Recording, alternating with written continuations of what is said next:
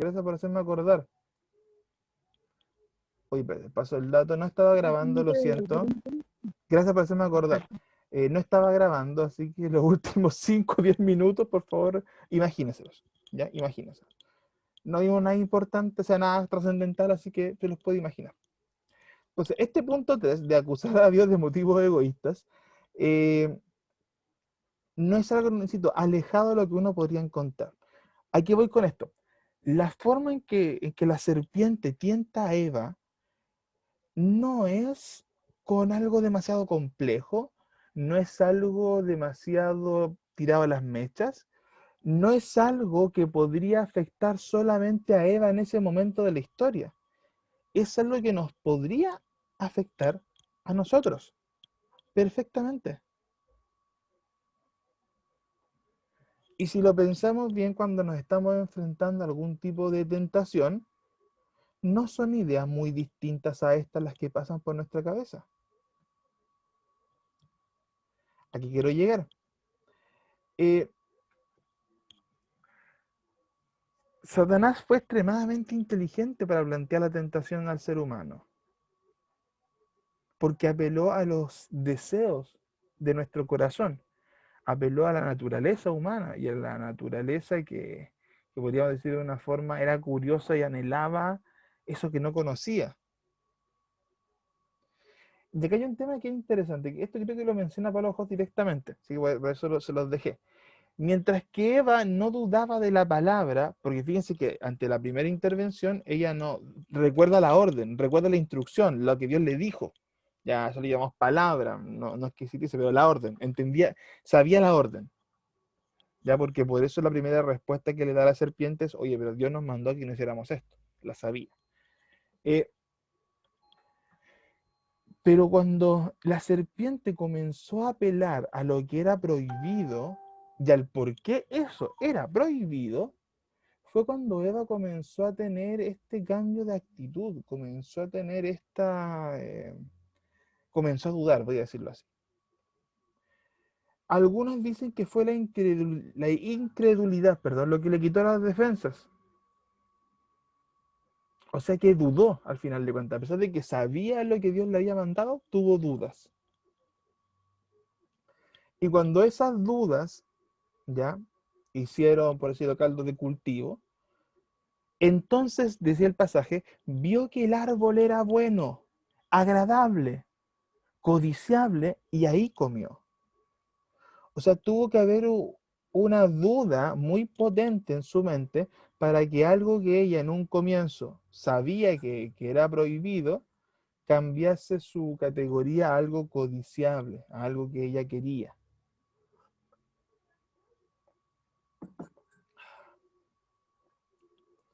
Ahora, Pato, ¿sí?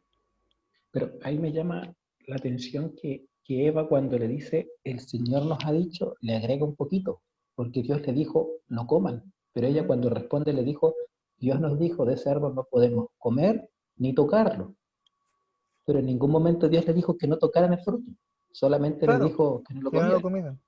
Sí, sí, esto Entonces, creo que lo comentamos, que había una diferencia en la instrucción. Ujú. Sí, y creo que no me acuerdo quién fue, no sé qué persona hizo creo, o lo soñé, no, pero creo que sí lo hicieron, que hacían el comentario de que ya que Eva no había estado presencialmente en la instrucción, como que no tenía total conciencia, algo así era, puede ser que esté equivocado. Pero sí, lo que dice luego es interesante, porque la instrucción varía un poco. Bien como dice, ni siquiera se pidió que se acercaran o nada, sino que simplemente lo comiesen. Pero sí, pues me acuerdo que lo veíamos la semana pasada, que se apelaba mucho al tema de que Eva no estuvo en la instrucción, Eva como lo que lo escuchó de oídas.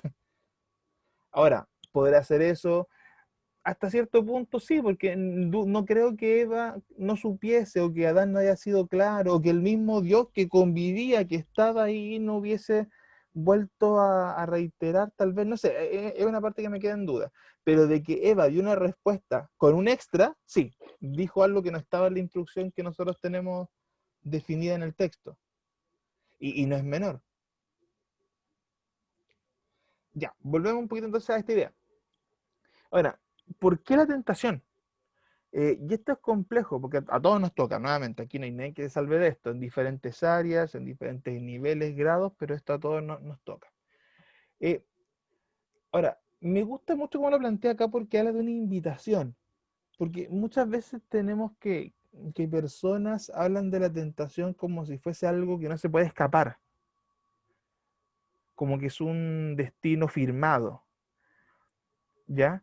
Pero al final de cuentas, de diferentes formas, al estar tentados, estamos cediendo nuestro estilo de vida, estamos renunciando a lo que Dios quiere que hagamos, a la forma que Él nos plantea de vida, al estilo de vida que estamos siguiendo, que es lo más parecido posible a Cristo. Entonces estamos literalmente entregando en bandeja de plata. No es que nos hayan puesto una pistola en el pecho, no es a la cabeza, no es una amenaza, no es una obligación, no es algo que podemos decir que tienes que hacerlo sí o sí, como si fuese un rescate o un chantaje. Tiene que ver con una aceptación voluntaria de decir, quiero hacer esto, que me atrae. Como eso uno dice cuando predica con jóvenes, el pecado es rico, por eso uno peca. Pues, al final de cuentas, me trae una sensación momentánea de placer. Y como se agrega acá abajo, esta tentación o esto que Satanás nos propone, voy a decirlo de esa forma, en apariencia es más fácil que la vida que Dios nos llama. Claro, y hasta cierto punto puede ser más fácil en el sentido terrenal, en el sentido de lo que estamos luchando, de nuestra naturaleza. Y es un estilo de vida o es una forma que no implica sacrificio o santificación, todo lo contrario, apela a dejarte llevar por naturaleza y aspectos humanos, los instintos más básicos, dirían algunos, que están presentes en todo ser humano. Eh, los griegos usaban o sea, a ver, lo repito, algunos psicólogos, ahí está, lo dije al revés, explicaban esto con dos expresiones griegas, ahí está, perdón que yo tuve un lapso. Eh, Y cuando hablaban de esas dos expresiones griegas, hablaban de los instintos básicos del ser humano. Estaba el eros y estaba el tánatos. El eros lo clasificaban como el instinto de vida y el tánatos como el instinto de muerte. Ambos instintos, que son viscerales, o sea, que no son cosas pensadas, están presentes muy intensamente en la humanidad y pueden ser malos al extremo si se desbordan. Por eso que hay todo un conflicto con los griegos y el estilo de vida con el logos, o todo lo que es espiritual versus lo que es lo malo que es la carne. Entonces, para ellos y lo que después fueron trabajando los filósofos y los psicólogos, estos dos instintos, cuando se desataban, generaban un desastre. Y esos dos instintos eran la base de todo lo demás. Porque el instinto el eros, el instinto de vida, la forma más básica es la procreación, porque es el instinto del ser humano de preservarse hacia más adelante. Entonces eso, aplicado nuevamente al contexto que estamos viendo, tenía su primera, digámosle, decadencia en la parte sexual, porque eso tenía todos los pecados sexuales que desvariaban el instinto básico de procrearse, la necesidad. Mientras que el tánatos, el instinto de muerte, se reflejaba primariamente en todo lo que es la violencia, que es el instinto de la supervivencia, pero desde la autodefensa, no del nacimiento. El eros tiene que ir con el nacimiento con la vida, el tánatos con la autodefensa, que se transformaba en agresión, en violencia, en muerte y en toda esa línea de pecado que tenía que ver con la parte agresiva del ser humano. Y que si nos damos cuenta, pueden de ahí variar muchos tipos de pecados que son muy interesantes. Pero esas dos líneas, sumado a otras formas de interpretarlo, quitan el elemento de la santificación. No quieren que el ser humano se santifique ni que muera a sí mismo. Quieren que el ser humano se desate a las pasiones. Y de hecho, si lo llevamos muchas veces a filosofía del estilo más de corte nueva era, oriental, te plantean mucho de esto, con palabras más lindas, pero que al final te liberes a tu cuerpo. Que ciertos elementos como la santificación, o sea, como dejar morir aspectos del hombre, no sirven, son limitantes. Muchas filosofías te llevan a la idea de explotar eso, libera tu ser, desarrollate. Cuando la Biblia, y aquí sí tenemos una diferencia fundamental con otras credos y religiones, te plantea lo opuesto. Te dice, muere a ti mismo. No te dice, libérate a otros. No te dice, explota ese ser interno. Saca lo mejor de ti. No, te está diciendo, muere a ti mismo. Entonces, cuando lo que sea que nos tienta, o cuando caemos en tentación, mejor dicho, no estamos llevando un estilo de vida que nos santifique. Estamos llevando un estilo de vida que desenfrena esas pasiones más básicas o esos instintos más básicos del ser humano. Y de hecho, bueno, la Iglesia Católica lo ha hecho como 2 o 3 veces, pero cuando hace años atrás hizo esta declaración de los pecados capitales, que se han hecho películas, todo, que ha sido un tema muy usado como para discusión, no Yo estaban aquí tan... puedo instalar el Word si no tiene Windows. ¿Sí? ¿Tú me lo instaláis ahora? ¿Lo instaláis? Ya, por favor, los micrófonos. Y que alguien ayude a instalar el Word. Ya, hermano, cuidado los micrófonos. Uno entiende que a veces uno lo llama y tiene que responder, pero porque, o sea, que yo tengo la atención de una mosca, entonces ahora voy a estar pensando qué pasó con el Word. Ya, para terminar esta idea antes de pasar a la caída en sí. Cuando la Iglesia Católica hizo esto, por ejemplo, lo de los pecados capitales, que es una declaración básicamente, no estaban tan errados en el sentido, no tanto de darle jerarquía al pecado, sino de entender los orígenes más básicos de algunos pecados.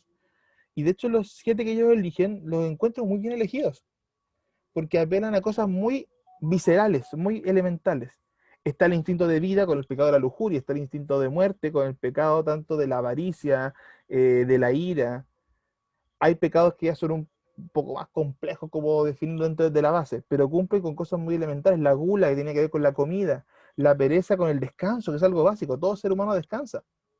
Entonces, siempre esta idea de apuntar a lo que es el pecado, es apuntar a lo que llena ese aspecto visceral de tu vida, esa necesidad que no hemos entregado a Dios.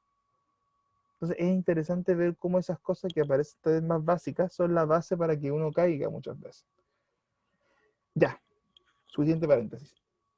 Entendiendo lo que pasó previamente, vamos específicamente a la caída. Y vamos a leer Génesis 3, versículos 6 y 7. Acá tengo, creo que esta es la versión Valera. Pero si usted tiene otra, me sigue con la otra versión. Déjeme aquí moverme. Ya. La mujer se fijó en el fruto del árbol, si se podía comer, y que solo de verlo se antojaba y daban ganas de alcanzar sabiduría. Ah, no, creo que esta es la Jerusalén, no la Reina Valera. Arrancó entonces uno de los frutos y comió.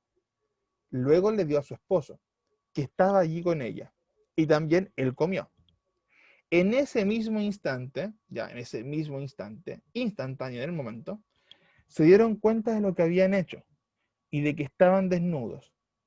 Entonces tomaron unas hojas de higuera y las cosieron para cubrirse con ellas. Bueno, aquí vamos a analizar algunas cositas. Volvemos al punto que hablamos antes. Eva se comienza a fijar de una forma distinta en el fruto. Le parece codiciable luego de toda esta conversación que tiene con la serpiente. Solo de verlo se antojaba, dice esta versión. O sea, ya era algo apetecible.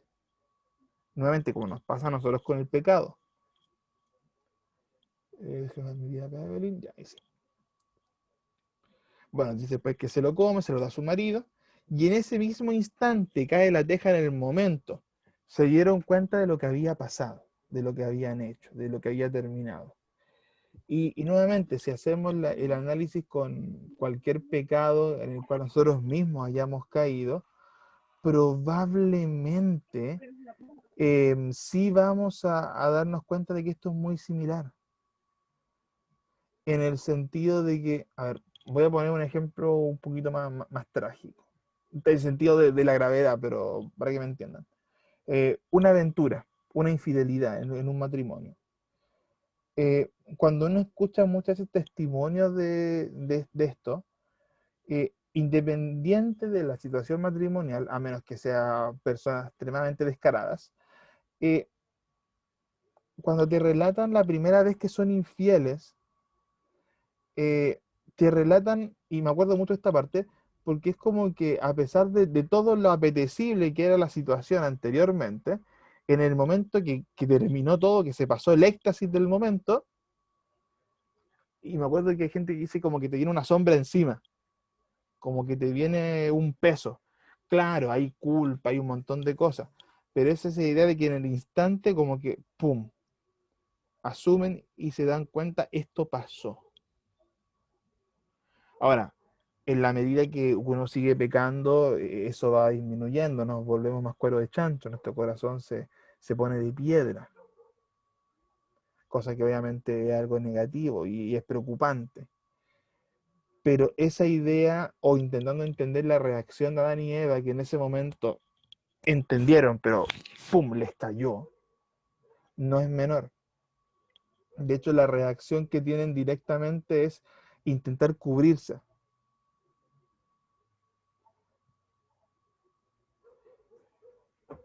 Ahora, bueno, he dado harto de ejemplo, pero si alguien quiere comentar algo más, lo dejo abierto. ¿Qué similitudes encontramos entre la tentación de Adán y Eva y nuestras propias tentaciones? Ya, dije hartas cosas, pero si alguien quiere agregar algo, agréguelo, por favor. Déjame ver para que se puedan comentar. Luz. Sí, que eso abrí ahora para que nos viéramos porque no nos veíamos recién. Ya. Que al final Satanás ocupa las mismas estrategias el día de hoy, porque nosotros también, igual que Eva, muchas veces no consideramos las consecuencias del pecado, sino que vemos lo atractivo que es, o sea, le quitamos crédito a lo que Dios nos ha dicho que es lo que es bueno y tratamos de buscar nuestro propio camino. Y ahí el enemigo eh, también con las filosofías de que se hablan en la tele, con todos los pensamientos humanos, nos engaña. Entonces, creo que ocupan las mismas estrategias todavía y lamentablemente todavía les funcionan. Ya, perfecto, súper. Gracias, Luz. ¿Alguien más que nos quiera aportar algo para complementar esta idea de las similitudes o las diferencias que también tú puedes encontrar en la forma en que se desarrolla la tentación hoy en día?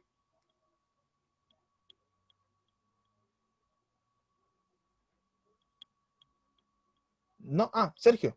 Pero desbloquéense nomás tranquilos. Sí, ya. Sergio, dale.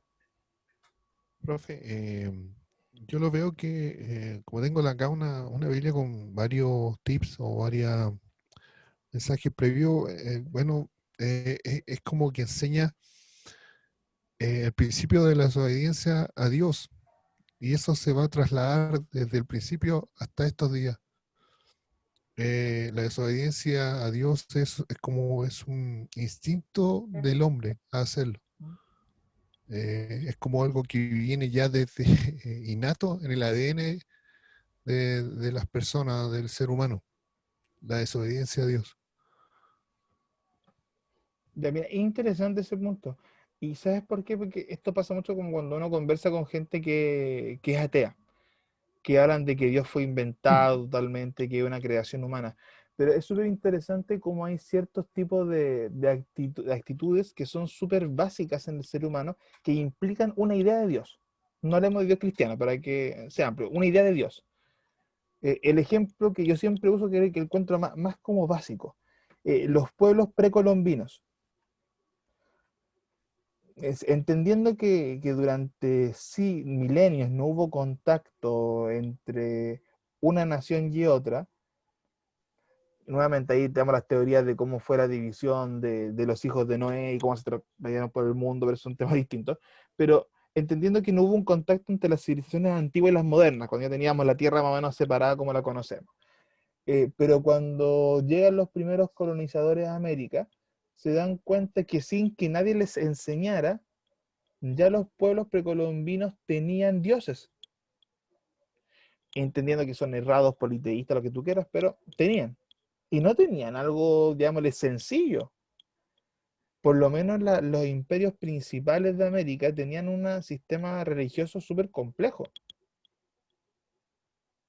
Y nadie se los enseñó, digámoslo así, los europeos no le enseñaron eso a los americanos. Algunos podrían decir, oye, pero vienen de las enseñanzas desde los tiempos de Noé, que se empezaron a repartir los pueblos y todo.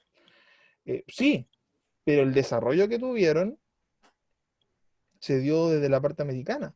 Entonces, hay gente que te podría decir muchas cosas respecto a la visión de Dios, pero el ser humano tiene en su ADN, como tú bien dijiste, esa vinculación con Dios, desde la desobediencia, del de buscar respuestas, por ende va a inventar lo que sea, va a intentar crear, va a buscarlo por la naturaleza, va a buscarlo con lo que tiene nombre, lo que sea. Entonces, esa idea no es algo tan ajeno al instinto del ser humano. Y como tú dices, eso va de lado con el tema de la desobediencia, que de hecho fue un patrón que se ve en la historia de la humanidad. Pero bien, mira, interesante ese punto, Sergio. Ya, déjenme, vamos a volver. Acá. Profesor, Sí, por favor. yo creo que tiene que ver con el pecado original. O sea que el pecado original es el pecado que nosotros heredamos de Adán y Eva. O sea que mientras nosotros vivamos en nuestra naturaleza humana, siempre vamos a tener esa tendencia al pecado. Y lo único que puede evitar a que nosotros vayamos a caer en pecado es la comunión con Dios. O sea, así como decía que está en el ADN, más o menos yo lo relaciono es con el pecado original, ya que es una herencia que nosotros tenemos de nuestros padres, que serían Adán y Eva. Ellos pecaron y nos transmitieron eso y vivimos en esa naturaleza humana. Por eso es que hay esa tendencia al pecado. Mira, ya. Gracias, Rocío. Mira, justamente un poco relacionando los conceptos que veíamos antes. Y claro, como el efecto del pecado original lo tenemos nosotros hasta el día de hoy. Ya, avancemos entonces un poquito para que no nos quedemos tan pegados. Hay harto que ver hoy día, por eso. Y aparte que esta parte sí, también es un poquito más, más análisis. Vimos recién lo que fue la caída, vimos algunos elementos, pero vamos a saltar algunos versículos respecto a cómo es el encuentro que tienen tanto Adán y Eva para con Dios, pues, cuando se da este diálogo. Ya que viene algo interesante. Vamos a rescatar tres elementos. No sé si alguien, si tiene, que ando con mi Biblia en mano, ¿alguien tiene Biblia en mano que me lea del 3:10 al 13? Porque, ¿dónde dejé mi Biblia? Porque igual vamos a revisar acá está. Vamos a revisar un par de líneas, pero partamos leyendo el texto completo para que nos ubiquemos. Si alguien lo tiene, que no lo... Yo. Ya, por favor. Y él respondió, oí tu voz en el huerto y tuve miedo porque estaba desnudo y me escondí. Y Dios le dijo, ¿quién te enseñó que estabas desnudo? ¿Has comido del árbol de que yo te mandé no comieses? Y el hombre respondió, la mujer que me diste por compañera me dio del árbol y yo comí. Entonces Jehová Dios dijo a la mujer, ¿qué es lo que has hecho? Y dijo la mujer, la serpiente me engañó y comí. Ya. Mira, que hay hartas cosas que mencionan que un poco está como una clase dicen el examen, pero este diálogo que se da, y es bien interesante para otras cosas. Rescatamos del versículo 10 esta frase, tuve miedo porque estaba desnudo. A pesar de que parece como una confesión de culpa, fíjate que él no dice, hice algo malo. Dije, no, estaba asustado, lo siento, tenía desnudez, estaba desnudo. Dios le dice, pero ¿quién cómo, qué pasó acá? ¿Por qué te diste cuenta de esto? Y bueno, acá viene un versículo que es casi un meme de la esposa al esposo, que es el esposo traidor, porque encima Adán va y le echa la culpa a la mujer, pues como, oye, muere con tu mujer. Eh, la mujer que me diste. Y fíjate que ya si quitamos la parte del meme, Adán no se está responsabilizando porque él comió, no está tomando la responsabilidad de él como cabeza. Dice, fue la mujer que tú me diste. O sea, extrapolando, tú tuviste la culpa por darme a esa mujer que me hizo pecar. Entonces, es interesante cómo primeramente intenta como evitar la culpa a Adán. Es como que no, sí, a mí no me pasa nada, es que estaba desnudo, nada más que eso, tenía susto. Después de todo, oye, no, pero si es culpa de esta mujer, y que me decía, me la diste tú, esa es culpa tuya, no tienes por qué reclamar. Y por último, Profesor, sí, por favor. no sé si me permite leer la NBI, tengo como versión. Por favor.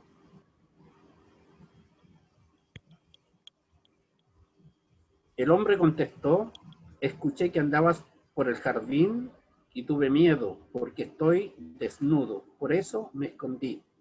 ¿Y quién te ha dicho que estás desnudo?, le preguntó Dios. ¿Acaso has comido del fruto del árbol No. que yo te prohibí comer? Él Espérate, respondió, así. Paréntesis, ahí cuando ya Dios le hace la pregunta directa. Ya, ahora sí, hermano. eh, él respondió, la mujer que me diste por compañera me dio de ese fruto y yo lo comí.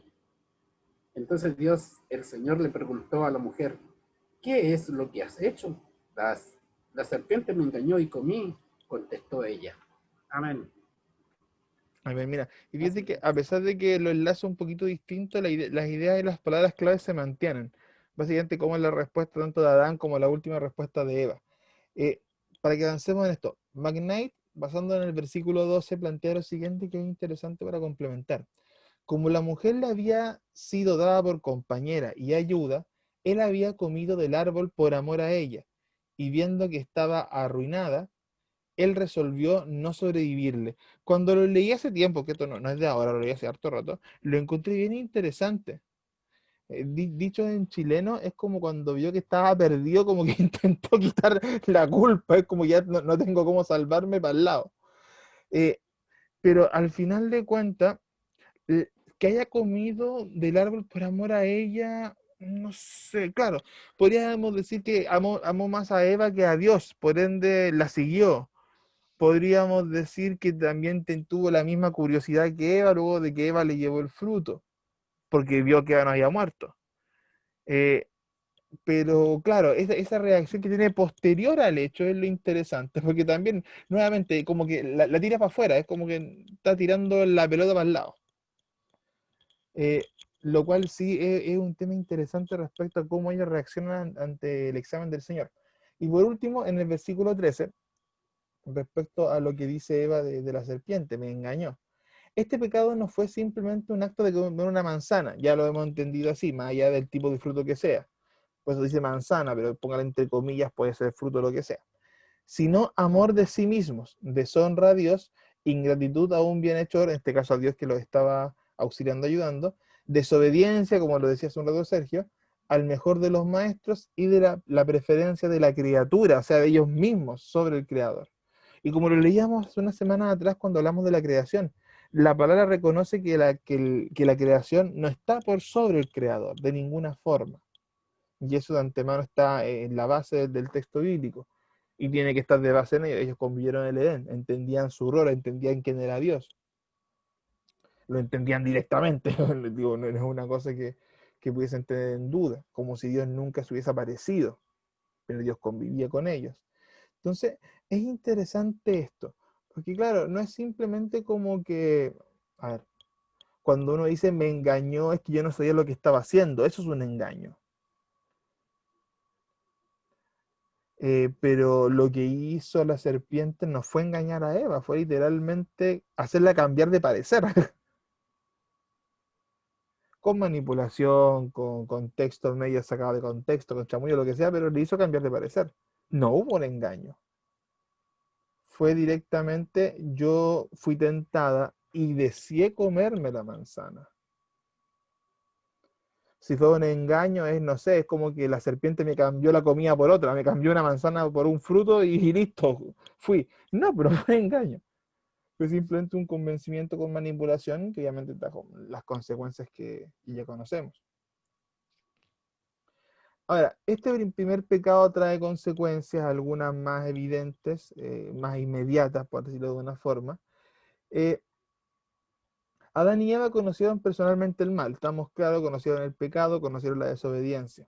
No de la forma que Dios lo conoce, sino que ellos tuvieron una experiencia pecaminosa y contaminada. ¿En qué sentido? Dios ve obviamente la maldad y entiende que hay maldad, es que no está en contacto con su presencia. La ve de una forma distinta, porque Dios no contiene maldad, no peca, es algo ajeno. Pero sin embargo el ser humano conoce la misma experiencia del pecado, pero desde el punto de vista del actor, por el que pecó. Lo conoce desde este punto de vista contaminado, este pecado original que trajo todo lo que ya bueno, hemos analizado respecto a la humanidad. Pero no lo ven como lo ve Dios lo ve de externamente. Porque Dios no convive con el pecado, Dios no es pecado. Ellos lo vivieron desde esa perspectiva. Ahora, se corta la comunicación con Dios, ya como una consecuencia más bien inmediata, y de ahí en adelante un poco lo que decía Rocío, la naturaleza humana se corrompe. Y ya tenemos esta tendencia a pecar que es permanente en el paso del tiempo y hasta el día de hoy la tenemos. Hasta el día de hoy la tenemos, como se puede decir, reflejada desde que nacemos. Incluso, aquí voy a dar un segundito, Hugo. Voy a darme para ampliar esta idea. Incluso hace tiempo leía respecto a la necesidad de hacer evangelismo en los niños del hogar. Es como que no esperes que tu hijo vaya a la iglesia para evangelizarlo, sino que tú tienes que tratarlo como si no es un convertido. O sea, tienes que plantear eso. Porque a veces pasa en los hogares cristianos que claro, porque el niño crece en un contexto cristiano, uno como que asume que la pega se está haciendo. Pero ese niño, acorde a su edad, a su entendimiento, tiene que entender esto. Y tiene que entender que es una personita con tendencia a pecar. No es como algunos filósofos decían que somos una tabula rasa, como que partimos bien y nos desviamos en el camino. No, la humanidad parte mal. Y ahora sí, Hugo. Es que se me produce una consulta como la idea de que fue primero el huevo o la gallina. Porque ¿Ya? ahí dice que la naturaleza humana se corrompió, el hombre adquiere la tendencia a pecar. Pero si en ese momento adquirió la tendencia a pecar y antes no la tenía, ¿por qué Eva le desobedece a Dios? Porque yo entiendo que por lo que dice ahí, después de probar el fruto, adquiere la tendencia a pecar. Claro. Pero el pecado lo cometió antes, cuando decidió obedecer creerle a la serpiente y no creerle a Dios. Sí. ¿Cachai? Como, como la idea del Claro. huevo o la gallina. O sea, la tendencia a pecar ya estaba en ellos. Mira, y aquí, nuevamente, una opinión súper personal. Puede ser que no sea la correcta y que alguien que tenga más conocimiento, corríjame, castígueme, por favor, no me queme en la casa así, pero todo es válido. Porque yo entiendo lo que dice Lugo, porque es una pregunta válida. Si tú me preguntas mi opinión súper personal, yo creo que lo que hace la serpiente, ¿ya? Es gatillar.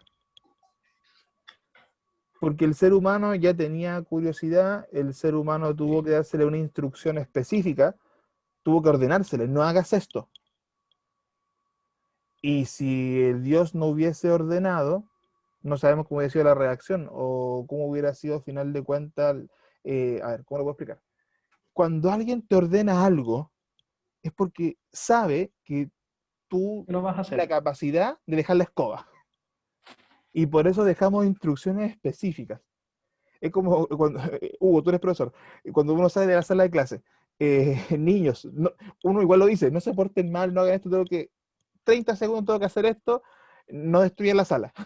Y tienes que dejar la orden implícita, a pesar de que uno debería entender que no debe destrozar la sala, porque uno tiene el potencial de hacerlo.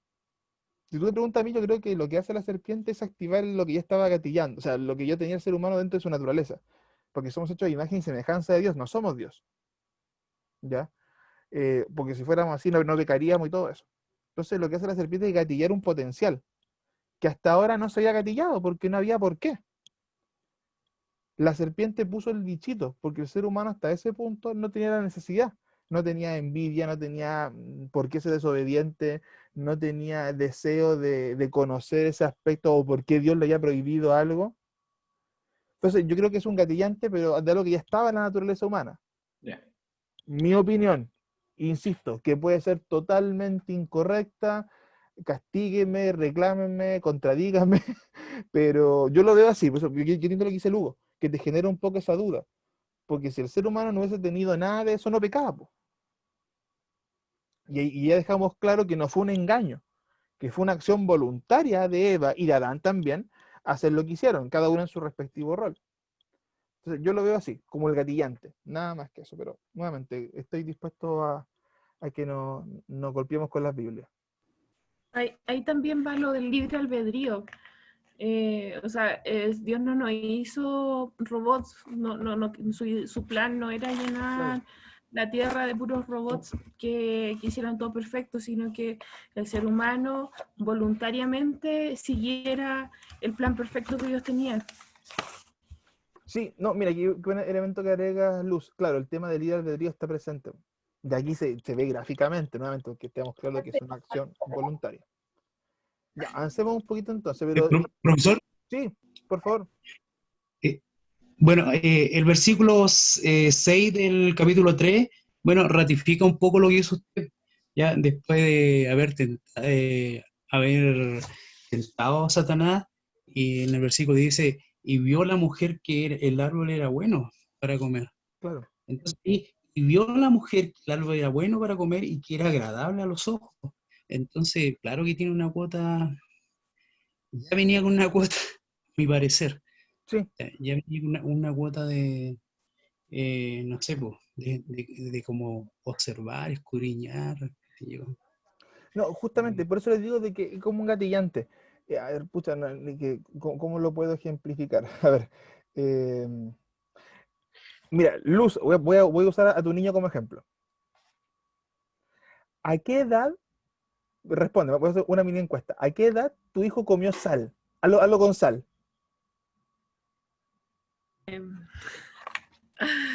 Este es el tercero, así que estamos un poco más relajados. Ya, pero hay una diferencia. Pero debería ser al año. Ya, pero le pasó a tu niño que cuando probó, o ya antes, cuando no había probado la sal, sentía la cosa distinta, pero cuando probó sal, ya después no te recibe la comida sin sal. O cuesta mucho. Igual que el azúcar. Claro, justamente, es lo mismo. Porque gatillaste algo, en este caso que apela mucho al gusto, a la sensación, al sabor, porque la sal eso realza el sabor. Y como dice la Luz, a pesar de que está recomendado que los niños no coman sal hasta cierta edad, una vez que se le escapó, no te diste cuenta, o como dice, ya el tercero uno se relaja, entonces ya estamos un poquito más calmados en eso. Pero de ahí en adelante, ya la personita, el mini ser humano, ya no tiene una relación igual con la comida, porque la sal, el azúcar y los sabores cambian. Acá pasa lo mismo, se gatilló, pum, esto, y ya después la relación que tengo con mi entorno ya no es la misma. Ya tiene esa tendencia. Voy a ir al ejemplo. Sí, Hugo. Entonces, no es que en ese momento adquiere la tendencia a pecar, la tenía desde antes. Eso es lo que yo entiendo. Mi punto de vista. Sí, ya, venía en el corazón incluida. Claro, mi punto de vista. Yo me hago responsable de eso. Ya. Pero nuevamente, estaban en comunión con Dios, no tenían estímulo, estaban bajo el contexto perfecto. Insisto, mi visión, si alguien no está de acuerdo, lo debatimos, ningún problema, y ahí podemos sacar otra conclusión distinta. Pero basado en que fue un acto voluntario, y bien como leyó el hermano hace un rato, creo que fue Alexander que lo leyó, que al final de cuentas la mujer lo vio como algo deseable, lo vio como algo atractivo. Entonces ya no es solamente una obligación, sino que le generó un anhelo. Entonces ya estaba desde antes ese instinto, ese deseo a pecar. Pero insisto, es debatible y podemos tener diferentes posturas del mismo hecho. Profesor, o sea, entendemos entonces que el pecado del hombre, de Adán, de Eva, entonces fue una rebelión, po. O sea, estamos claros que fue una rebelión contra un mandamiento específico de Dios. Y si es una rebelión, para mí es que ya traía eso en su corazoncito. Sí, no, directamente, si desobedecieron la orden directa. Y Eva te deja claro que sabía la orden. Entonces, sí, creo que calza la definición. Bueno, ya un poco saliendo de esa pregunta, independiente de eso, actualmente toda la raza humana aún sigue sufriendo como consecuencia de este juicio que se pronunció sobre el primer pecado, que esta naturaleza más bien desatada que tenemos nosotros como humanidad. Ahora, basado en todo lo que pasa posteriormente, un par de versículos después, quiero detenerme en Génesis 3:15, que es un versículo bien interesante. Y Déjame, lo voy a leer yo desde mi Reina Valera y Pastor Zacarías, usted que tiene la NBI, después me complementa la lectura. 3.15, acá está. Y pondré enemistad entre ti y la mujer, hablando de la serpiente, y entre tu simiente y la simiente suya. Esta te herirá en la cabeza y tú le herirás en el calcañar. No sé si mi pastor tiene la otra versión. Amén. Leo de inmediato. Dice, pondré enemistad entre tú y la mujer, y entre tu simiente y la de ella. Su simiente te aplastará la cabeza, pero tú le morderás el talón. Ya. Bueno, acá hay hartos elementos, la primera promesa mesiánica de la Biblia, y es interesante por eso. Bueno, acá partimos hablando de que Satanás es nuestro enemigo. Ya estamos claros que en la serpiente, todo eso, lo hablamos la semana pasada. Y que él hará todo lo posible para hacer que sigamos este camino de maldad y muerte que se gestó desde ese día en adelante y que continúa con una naturaleza pecaminosa del ser humano. Ahora, aquí vienen dos elementos interesantes. Primero, o sea, la comparación de las heridas, básicamente. Que dice al final, tú le herirás en el calcañar, como dice la NBI en el talón, que es la traducción que nosotros entendemos.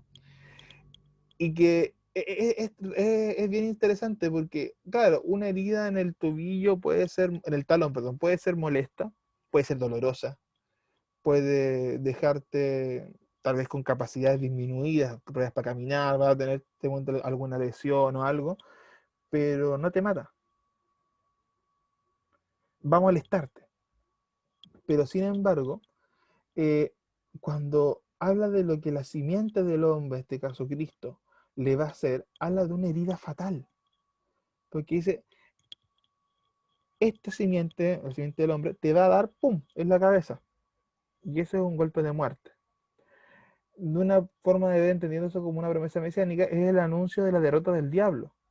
¿Ya? Algunos dicen el momento de se levantó de la muerte, luego de la crucifixión, la derrota en sí. Un golpe al talón no es mortal, pero uno que se da bien dado en la cabeza, te mata.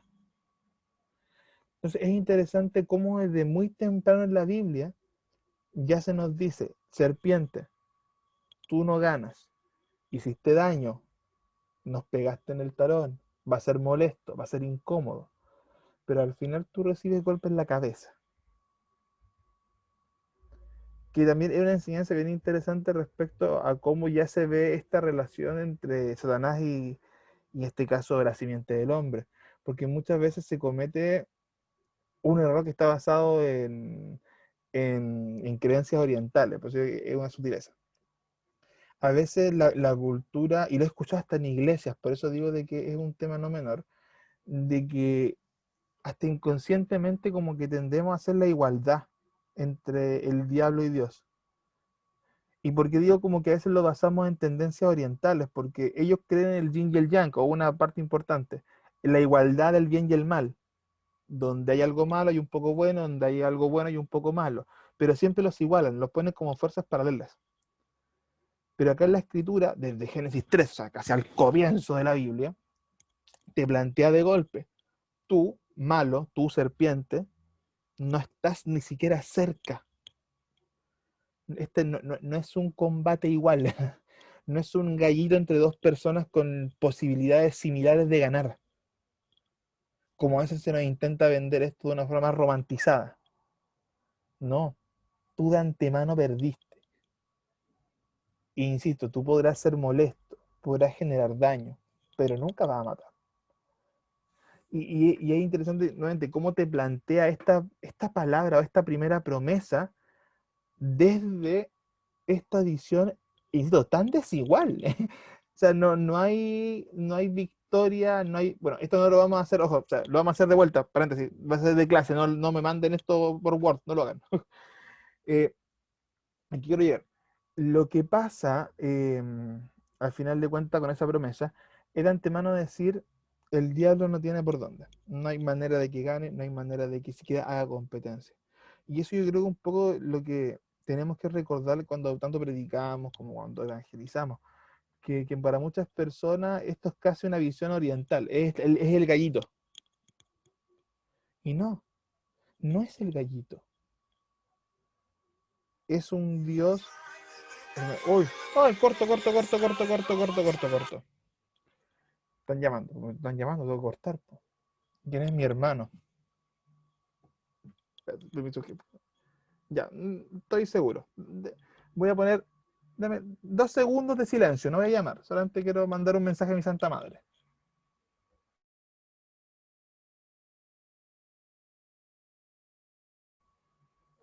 Así que seguramente mi Santa Madre tiene el teléfono apagado en silencio, entonces mi hermano me llama a mí, para que ella conteste. Ya, paréntesis cerrado. Esta promesa, como les digo, es relevante, por lo mismo. Que ya nos pone de antemano que no hay una relación igual entre el ser humano, o sea, perdón, entre el diablo y Dios. No hay comparación, no hay forma. Y si lo complementamos, por ejemplo, con lo que pasa en Job. Pero no tengo ni medicina. Ya, ahí desactivado. Y si lo comparamos con lo que pasa en Job, también vemos esta desigualdad. Satanás tiene que ir casi como que a pedirle por favor a Dios que le permita hacer algo para que actúe. Ya, luz. Porfa. Oye, para la otra, desactiven el micrófono. Lo que pasa es que yo no los veo a todos. Entonces tengo que a veces bajar para verlos. No, que la pregunta que me hago es ¿por qué si en Génesis 3 ya el Señor dice que va a ser una lucha desigual? ¿Por qué Satanás, el diablo, se empecina en llevar adelante sus planes maquiavélicos de derrotar, por ejemplo, a Jesucristo, de tentarlo, y todo lo que ha venido haciendo en la humanidad, si sabe que, o ya está dicho, que no va a ganar? Mi opinión personal por Jalisco, ¿no? En el sentido de que uno o hacer daño, porque acá dice, o sea, él hace una herida. Aquí no dice que uno sale invicto. O sea, voy a cumplir y voy a hacer el daño que pueda. Voy a arremeter como pueda. Y por otro lado, yo creo que también, y no sé cómo considerar esto, pero hay un aspecto muy humano en Satanás. Que al igual como pasa con las personas que constantemente buscamos hacer rebelión. Entonces, a pesar de que esté perdido, sigue haciendo rebelión. Yo lo veo así, nuevamente, puede ser equivocado, puede ser una visión súper ajena, mi punto de vista. Uno, cumplir esto, que va a ser un daño, aunque sea menor, pero va a ser un daño.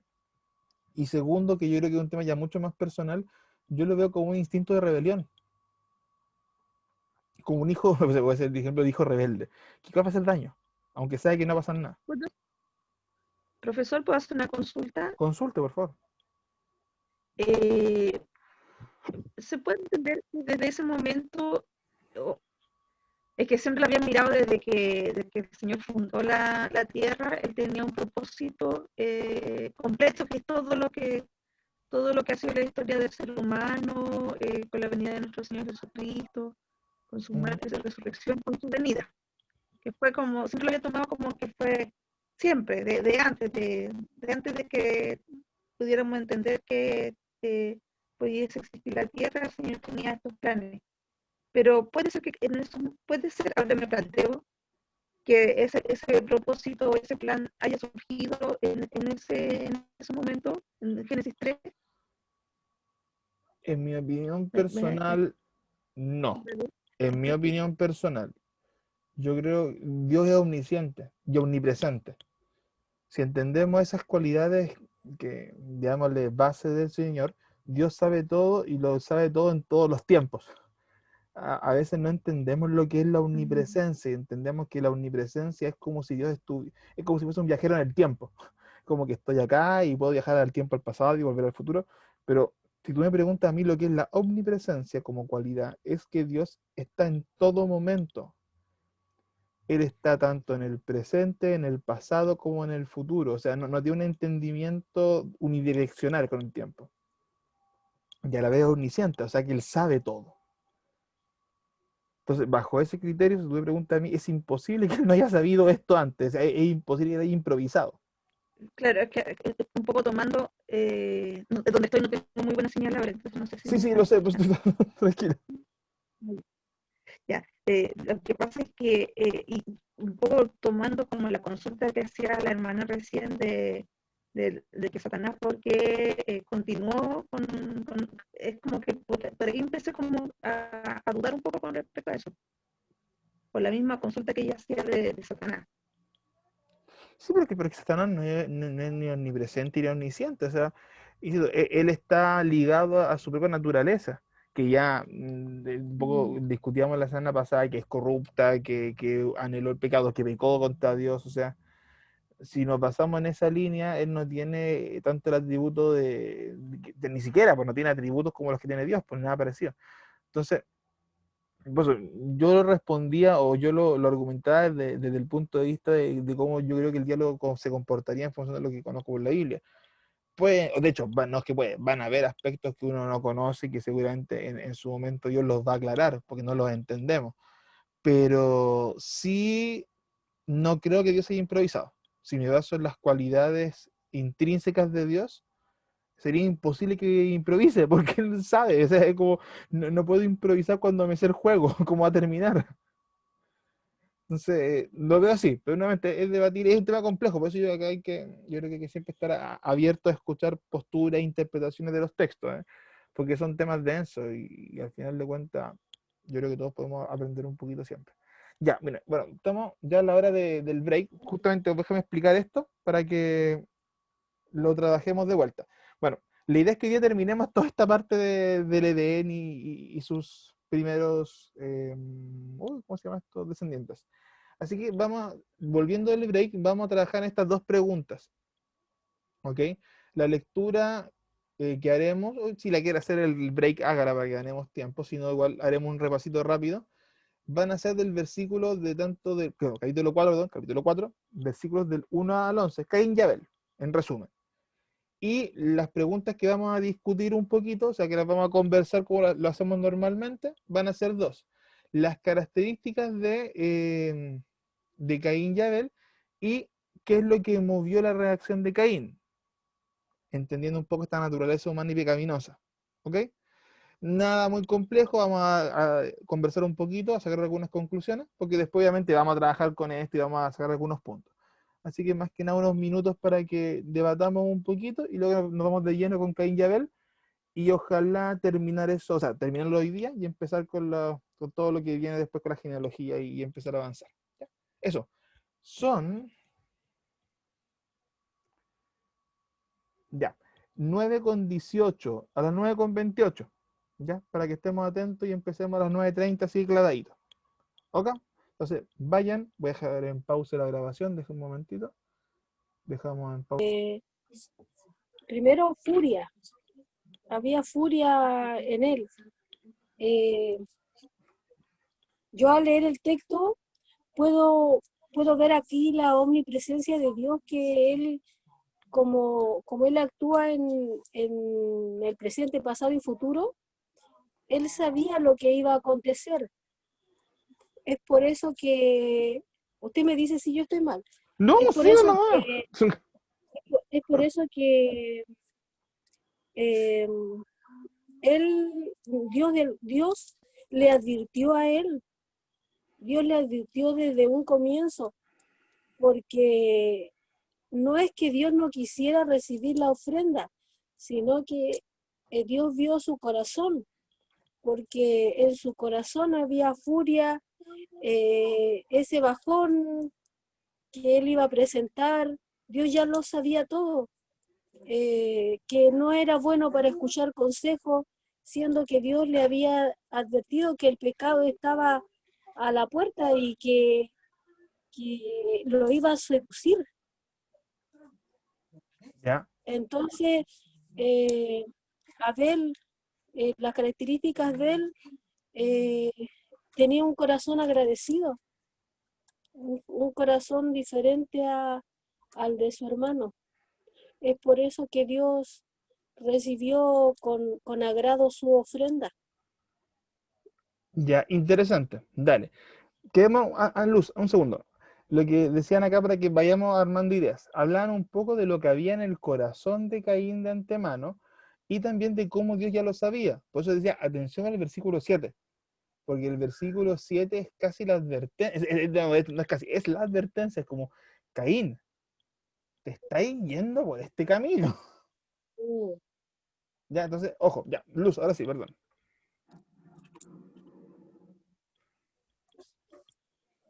Está con un poquito más ya gordito. No, pero más que nada recalcar que la ofrenda de Abel implicaba, mira, hijo, mira, un monito. La ofrenda de Abel implicaba cierto sacrificio, cierto trabajo, o sea, para que ese animalito que él ofreció estuviera gordito, tenía que haber habido dedicación de parte de Abel, o sea, era una ofrenda bien trabajada, por decirlo de alguna manera. En cambio, la ofrenda que ofreció Caín era del fruto de la tierra, o sea, me da la impresión que ni siquiera hubo trabajo en ello, sino que de lo que había, llegó, a lo mejor sacó algunas frutas de lo que ya había sido cosechado. Entonces, la diferencia entre ellos era la motivación, quizás el pensar en qué le voy a ofrecer a Dios, algo que le agrade, y no por cumplir nomás.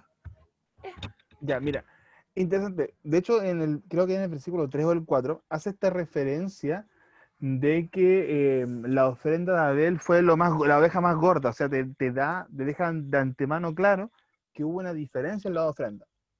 Y yo creo que por algo la Biblia lo recalca.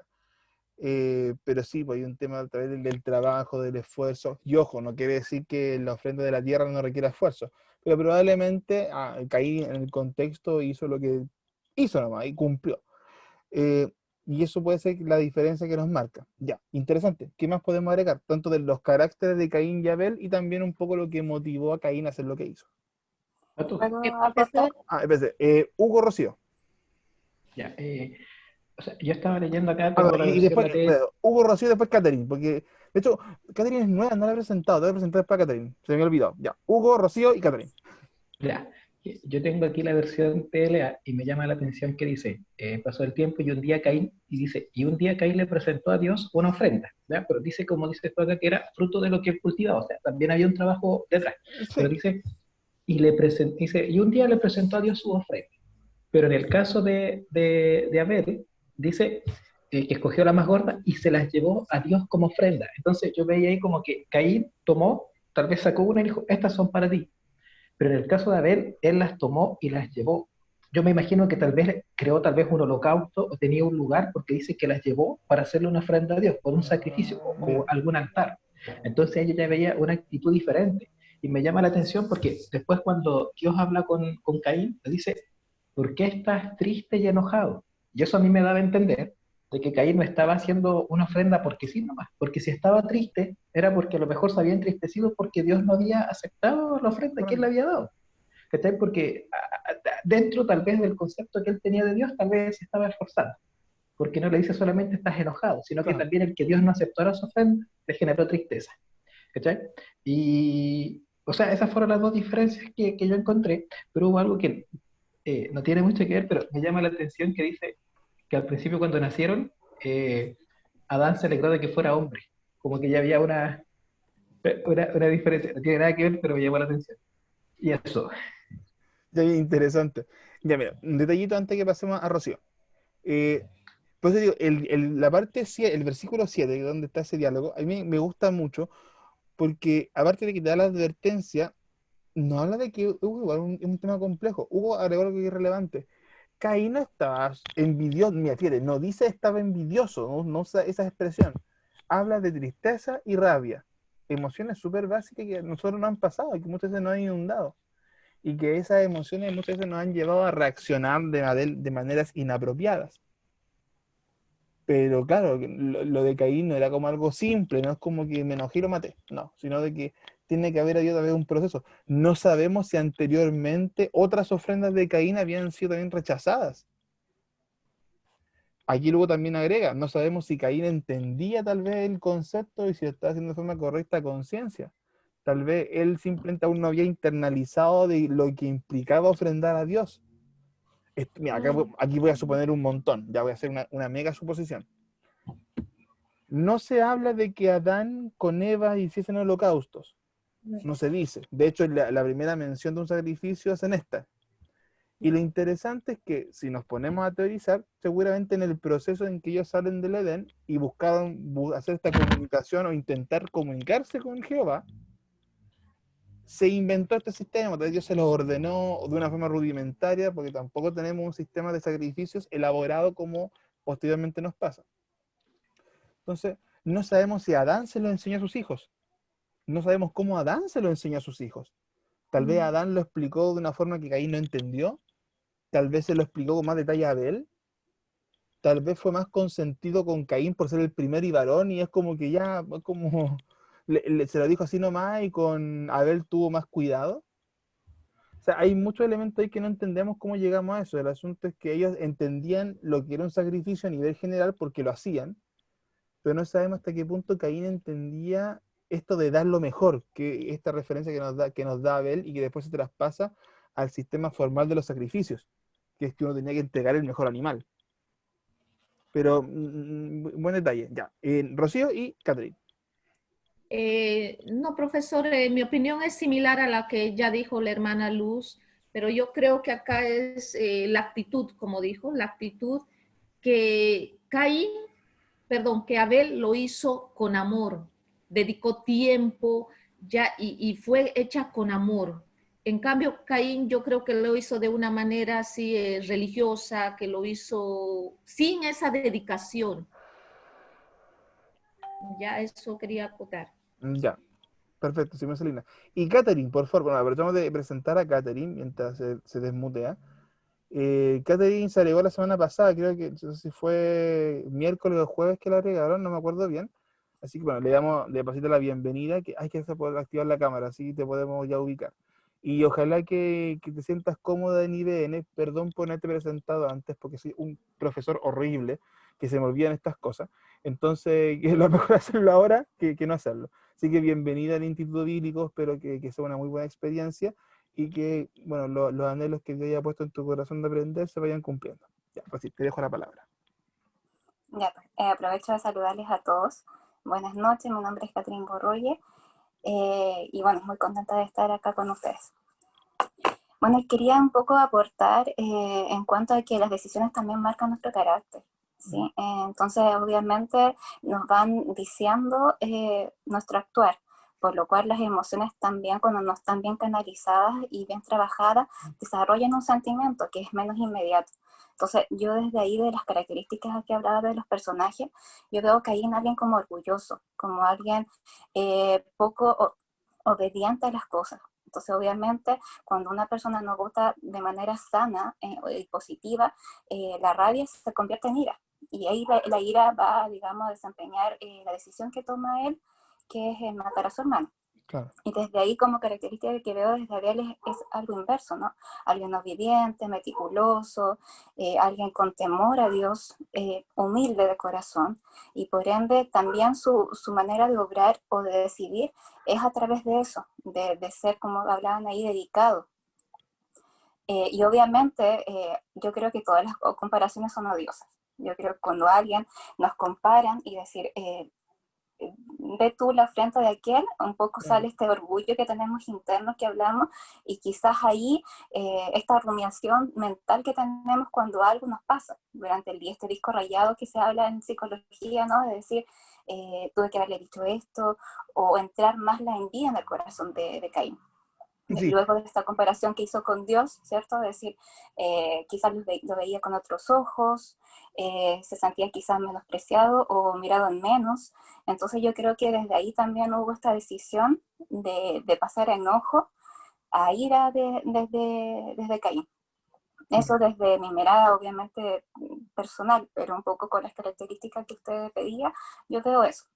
Ya, mira, súper, mira, interesante porque un poco lo que nos agrega Catherine al debate tiene que ver con la evolución de estos sentimientos que tuvo Caín. Y nuevamente, acá hay un elemento que también tú mencionas que es el tema de la relación entre los hermanos, que de hecho lo vemos después en la Biblia con Esaú y Jacob, que también hubo un conflicto ahí. Bueno, más desarrollado, más orquestado con el tema de los padres, pero también hay un tema de cómo estos dos hermanos se vincularon. Y quiero volver al versículo 7, porque digo, hay un texto que es clave. Si bien, hoy, perdón, ¿no estoy? Me perdí. Estoy bien, ya. Ahí está. Parto del 6. Entonces Jehová dijo a Caín, ¿por qué te has ensañado y por qué has decaído tu semblante? Lo que decía Hugo, ¿por qué estás molesto y triste? Si bien hicieres, no seas enaltecido, le está diciendo, ojo, si tú hicieras bien las cosas, tú estarías en la posición que debe estar. Si no hicieres bien, el pecado está a la puerta. Con todo esto, a ti será su deseo y te enseñorearás en él. Y aquí me engancho con lo que decía Catherine respecto a lo de la ira. Fíjate que Dios le está advirtiendo. No le dice con las palabras directas, tú vas a hacer esto, ojo, sino que está diciendo, si tú permites que el pecado se enseñoree en tu vida, ojo lo que va a pasar. Y es muy interesante refiriendo a cómo Dios conocía el corazón de Caín al final de cuentas. Y repito, el pecado está a la puerta. Con todo esto, a ti será tu deseo y te enseñorearás en él, perdón. Ojo, el pecado está presente. No vaya a ser que tu corazón lo anhele y lo haga. O sea, Dios, incluso antes de que Caín actuara, le estaba dando la advertencia definitiva. Y cómo, al final de cuentas, se cultivó su carácter. No, yo les decía hace un rato, no sabemos desde hace cuánto tal vez esta vinculación entre los hermanos estaba. Si era un conflicto de ellos o era un conflicto personal de Caín con su relación con Dios, quién sabe. O sea, ahí tenemos esas dudas. Pero sea como sea, la advertencia que le da a Dios en el versículo 7, al final de cuentas no se respeta, porque él termina siendo guiado de una forma así, se terminó entregando al pecado y actuando de la forma que actuó. Pero bien, interesante los comentarios, vamos a agregar algunas cositas más ahora, por eso no hago pausa en las explicaciones para que lleguemos a ese punto. Ahí estamos. Ya, avancemos un poquito.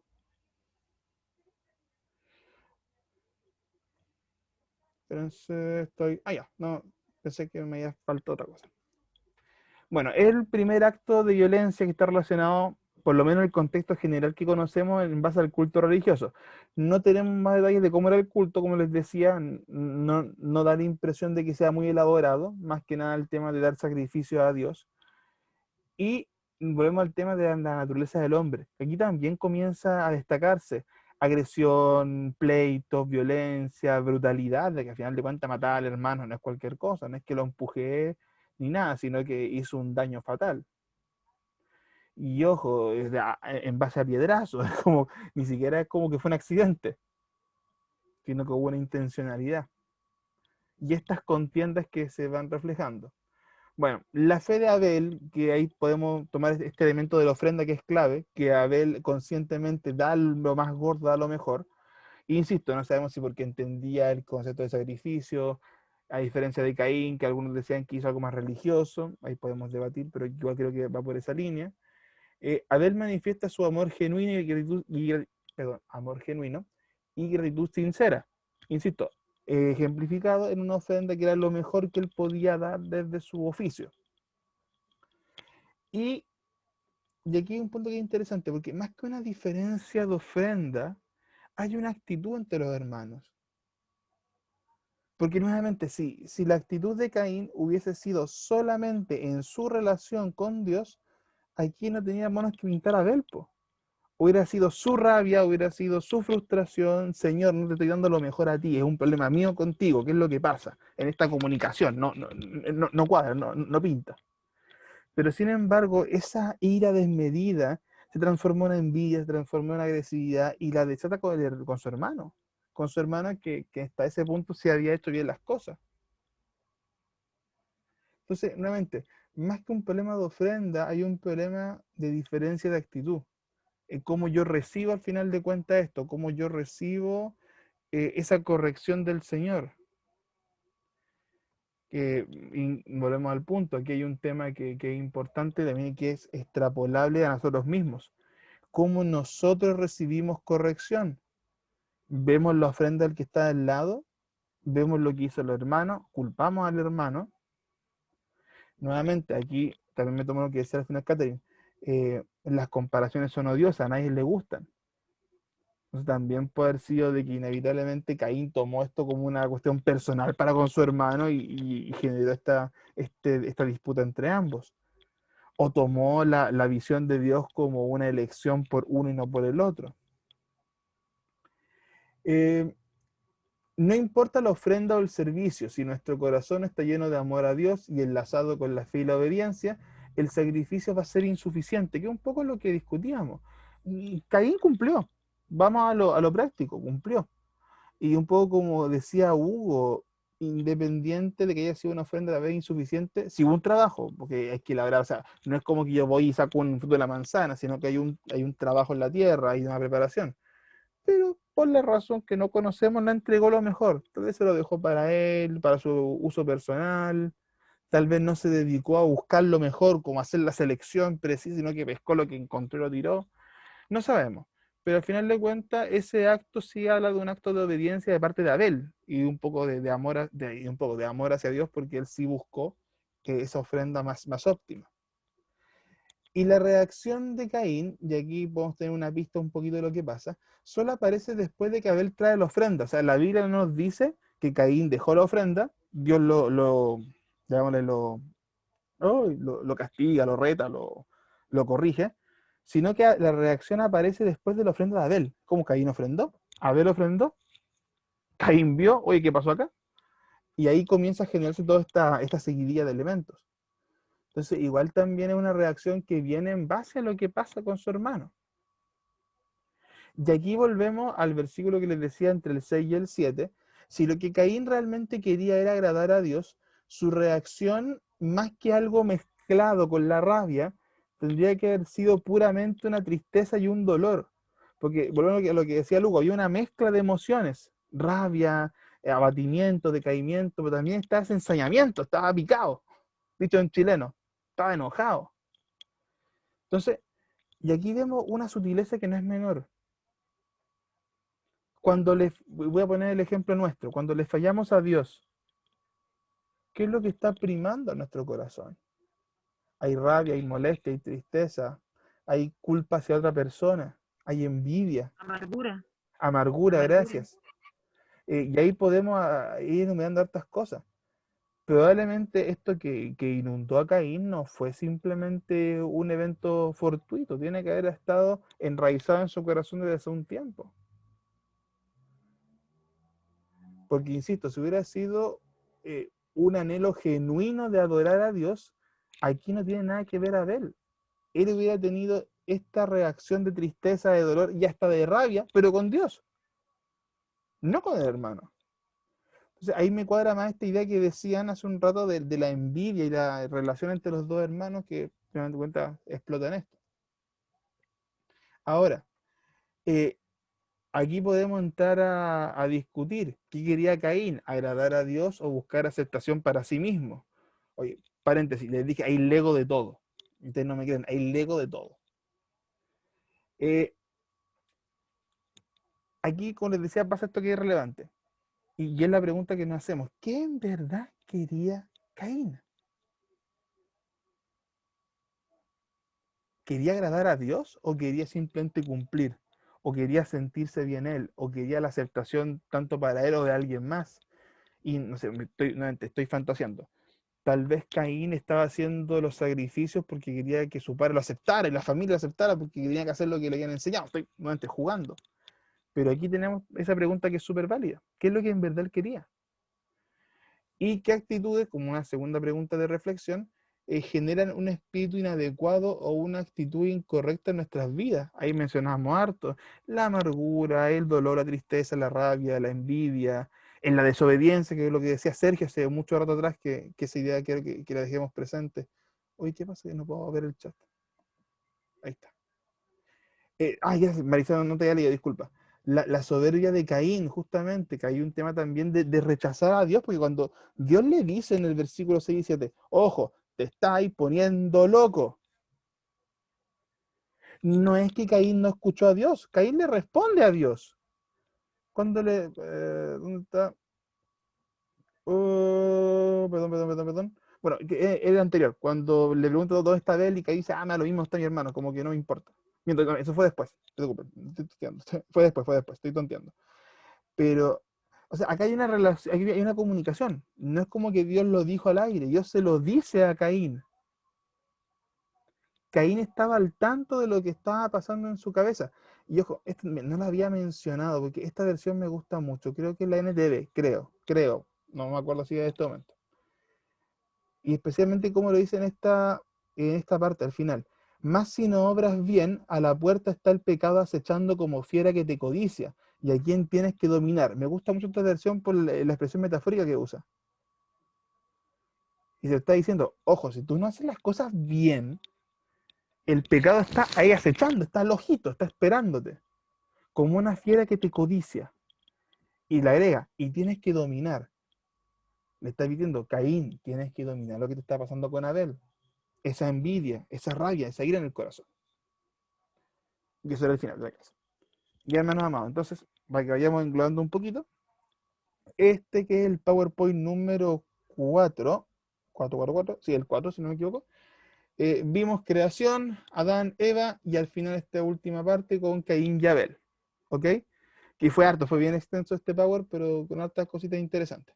Avancemos al 5, no sé si hay alguna pregunta, comentario, mientras abro acá este segundo Power. Profesor, yo quiero preguntar una duda que tengo siempre. ¿Cómo se pobla la tierra? Porque ya se supone que Abel murió, queda Caín dando vueltas. No puedo entender, yo siempre he tenido esa duda. Ya, me está adelantando. Vamos a hablar de las naciones y eso, tranquilidad.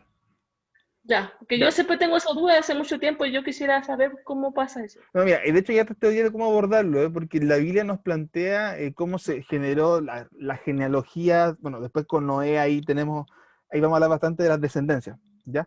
Pero el cómo se pobló la tierra completa, incluso hay teorías que lo relacionan con las edades biológicas de la tierra, porque hubo un periodo, acá me falta un geólogo, me falta Axel, cuando me hace falta no está el Axel, un amigo Antofa, que no me acuerdo los nombres técnicos de esto, de que hubo un periodo que te dicen los científicos que la Tierra fue un solo continente, o sea que fue una sola masa de tierra que se fue dividiendo en el paso de los milenios, de los años, de todo. Entonces se plantea bajo sus teorías de que a la hora de que se fue poblando la Tierra, hay ciertos sectores que, claro, se poblaron cuando la Tierra era unida y al momento de irse separándose, fueron ubicando diferentes continentes. Era Pangea el nombre del continente unido, creo. Por favor, si alguien se sabe eso, alguien le estudió con sus hijos, por favor, corríjame. Creo que es la Pangea. Cuando el continente esté unido como uno solo. Entonces, ahí viene un poco la teoría de que, si nos basamos en las épocas bíblicas, esto se fue poblando en cierto periodo cuando todo estaba conectado y luego se fue disgregando. ¿Qué tan cierto será? ¿Para qué le voy a mentir? No lo sé. Creo que es la teoría que, a ver, ¿cuándo podemos decir que mejor conecta o mejor, ¿cómo se puede decir? Enlaza el aspecto científico y el aspecto bíblico. Pangea. ¿Cómo?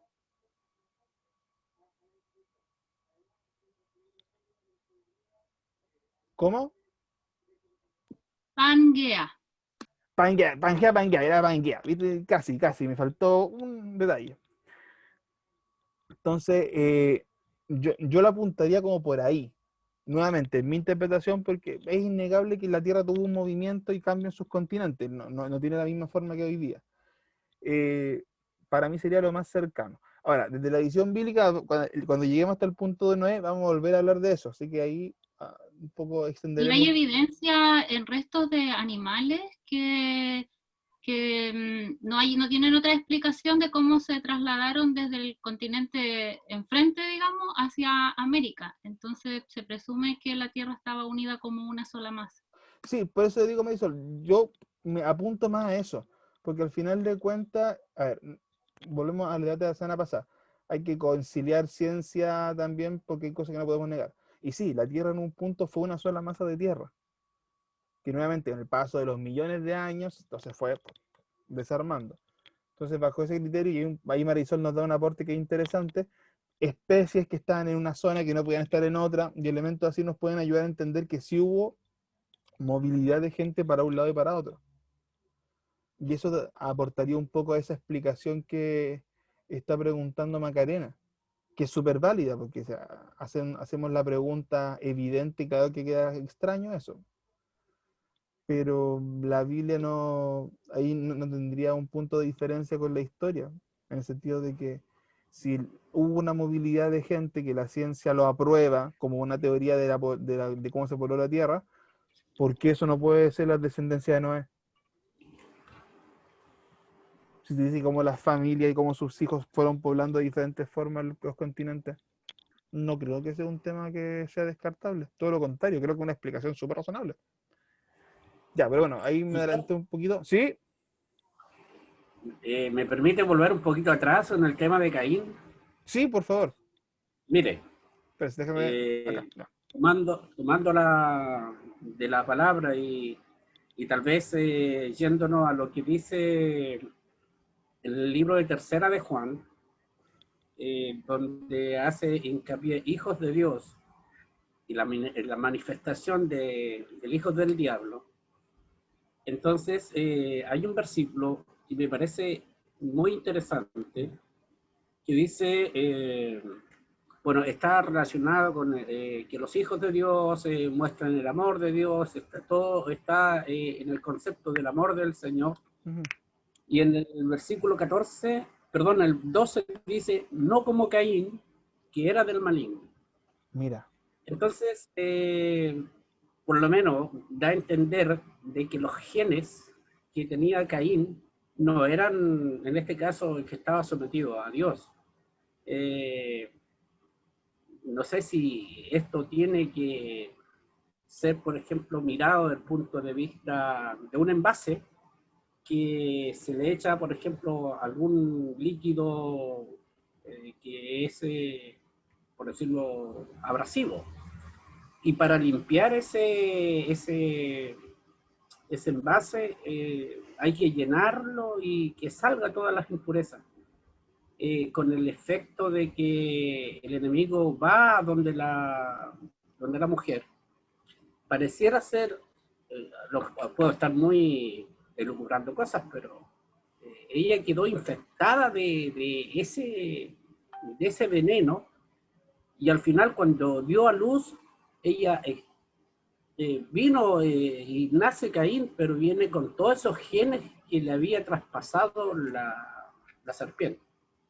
Juan el Bautista, cuando predica, dice, ustedes, los que no con sinceridad llegan al Señor, les hijos, generación de víboras. Y el Señor Jesucristo le dice a los que no van de corazón puro, le dice también, vosotros sois hijos y vuestro padre es el diablo. Entonces, lo que se manifiestan, nosotros podemos ver de que los hijos de Dios se manifiestan bajo el prisma del amor de Dios.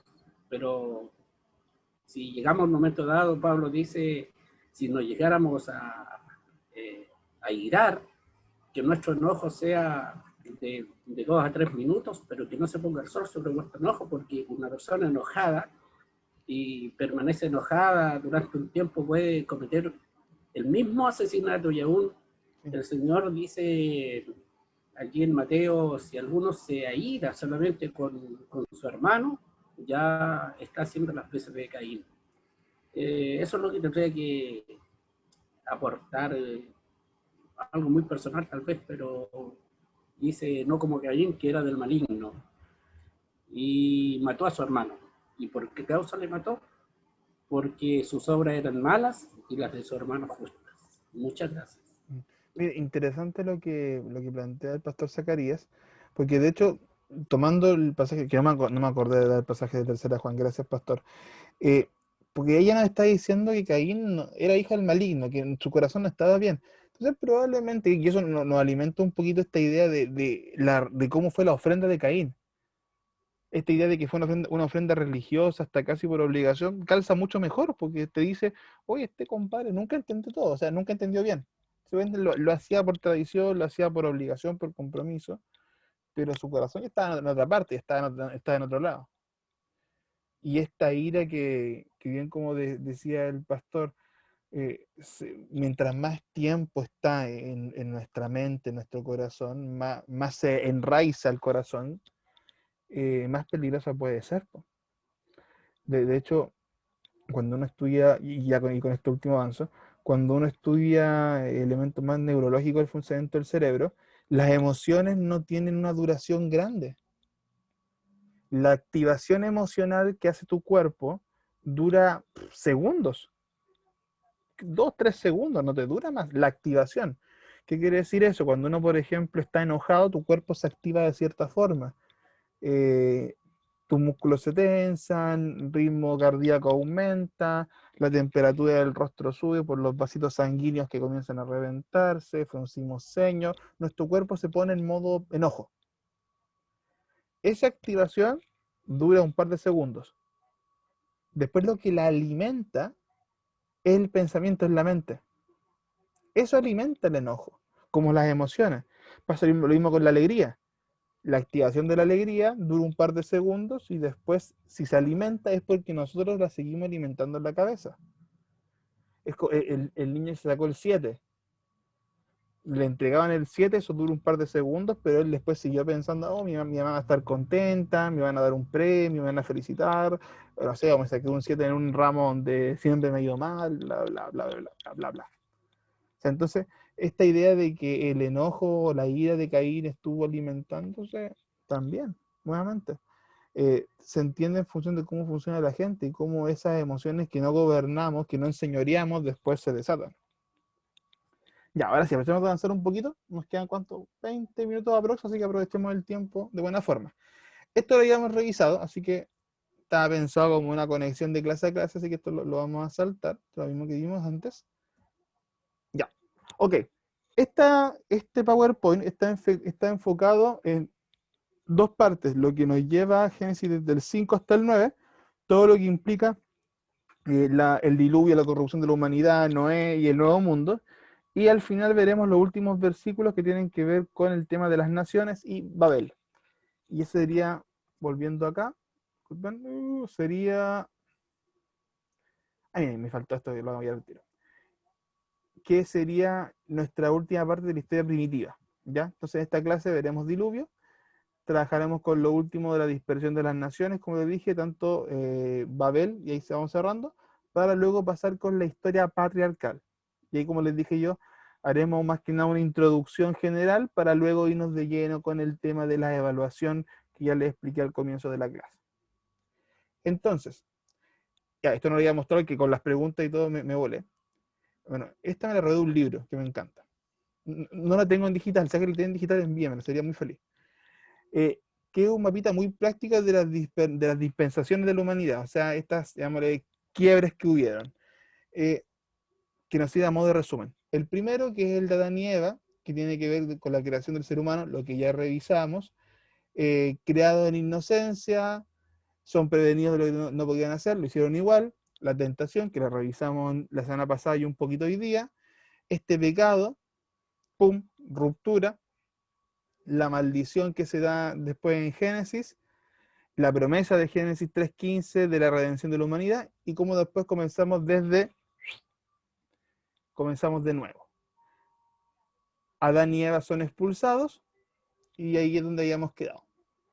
Luego de eso revisamos lo de Caín y Abel, lo que vimos recién, me lo salto, y llegamos a este punto. Tenemos a Noé, y o sea, tenemos la corrupción de la humanidad, y luego lo que venía siendo Noé. En el capítulo 5 es bien interesante porque a pesar de que no tenemos grande información, hay algunos elementos que sí son muy interesantes para analizar. ¿Perdón? Que tienen que ver respecto a las generaciones, a las genealogías de los que tuvieron antes del diluvio. Perlman, un teólogo, nos agrega lo siguiente. Que a pesar de que son textos que se ven como extraños en la Biblia, es como porque hay capítulos completos hablándome de los hijos de los hijos de los hijos, él planteó una explicación bien interesante, que el objetivo de esto es conservar un registro del linaje del cual vendría la simiente prometida, o sea, Cristo. Recordemos la promesa de Génesis 3:15. La simiente del hombre es la que le va a pegar el golpe en la cabeza a la serpiente. Entonces es interesante cómo este argumento de Pirman, que ahí me hace cierto sentido, te dice de que la razón de que son tan, ¿cómo se dice?, exigentes, son tan detallistas con la genealogía, es para que nunca se nos olvide la promesa del 3:15 y que entendamos que Cristo sí es la simiente del hombre. Entonces, trazar esta línea desde Z hasta Noé es súper relevante, súper importante. Y que a pesar de que, insisto, no es un texto tan atractivo para leer, así como que, oh, mira, leamos esto hoy día. Es como cuando uno tiene esos plan de lectura anuales de la Biblia. Yo lo hice cuando era chico, lo admito. En YouTube, en la grabación va a quedar esto registrado. La primera vez que yo hice un plan de lectura anual, me salté la genealogía. Me la salté. Esto porque tengo que leerlo y chao. Porque no le encontraba nada interesante. Lo hice, lo siento. Perdóname, Señor. Perdóneme, clase. Pero entendiendo un poco la razón por la cual Cristo, o sea, Dios nos plantea esto, es para que entendamos, insisto, lo que pasa en Génesis 3:15 con la promesa y cómo esta genealogía se mantiene. Por lo mismo tenemos que Mateo al comienzo del Evangelio también nos vuelve a recalcar la genealogía hasta Cristo, para que no se nos olvide ese concepto, que Cristo es también la simiente del hombre que viene de toda esta genealogía antigua. Y eso es un poquito lo interesante de esto, y me quedo con lo que dice Pirman, que de verdad que me gustó mucho la explicación, muy concisa, muy precisa. Ahora bien, en general tenemos que los antediluvianos vivían una cantidad gigantesca de años, desde 365 años hasta 969, que es el más alto, que es Matusalén.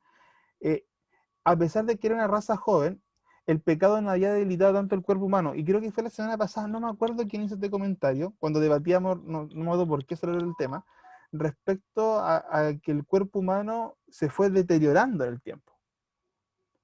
Y es muy probable que a nivel hasta físico, y aquí me la juego un poquito con la interpretación más literal, de que incluso nuestro cuerpo físico funcionaba distinto.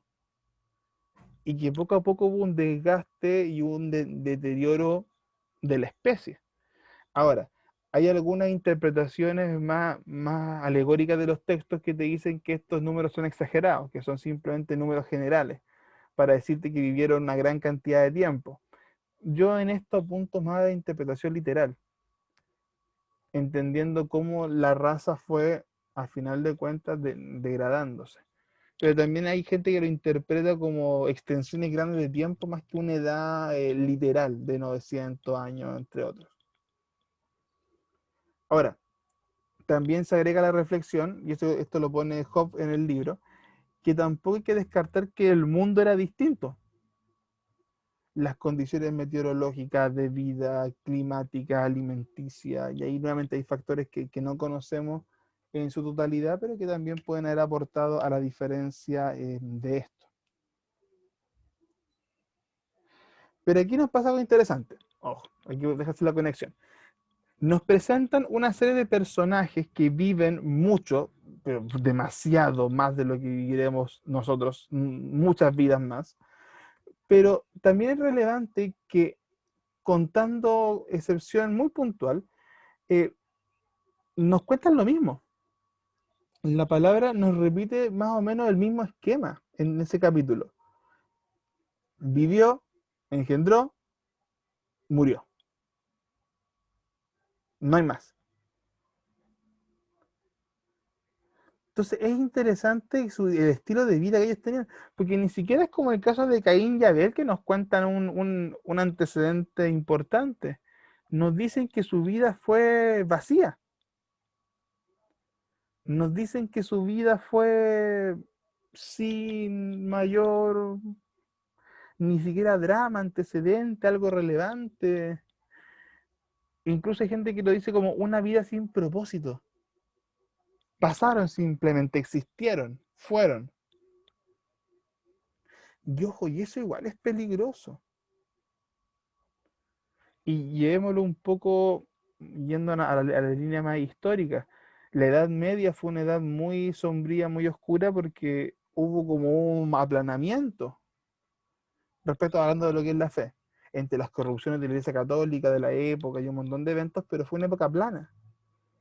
No hubo grandes como eventos, sino que todo fue súper apagado en el contexto de la dominación que había. Acá no tenemos ese contexto, pero fueron generaciones completas que simplemente pasaron de largo. Y como se plantea acá, básicamente como una vida sin propósito.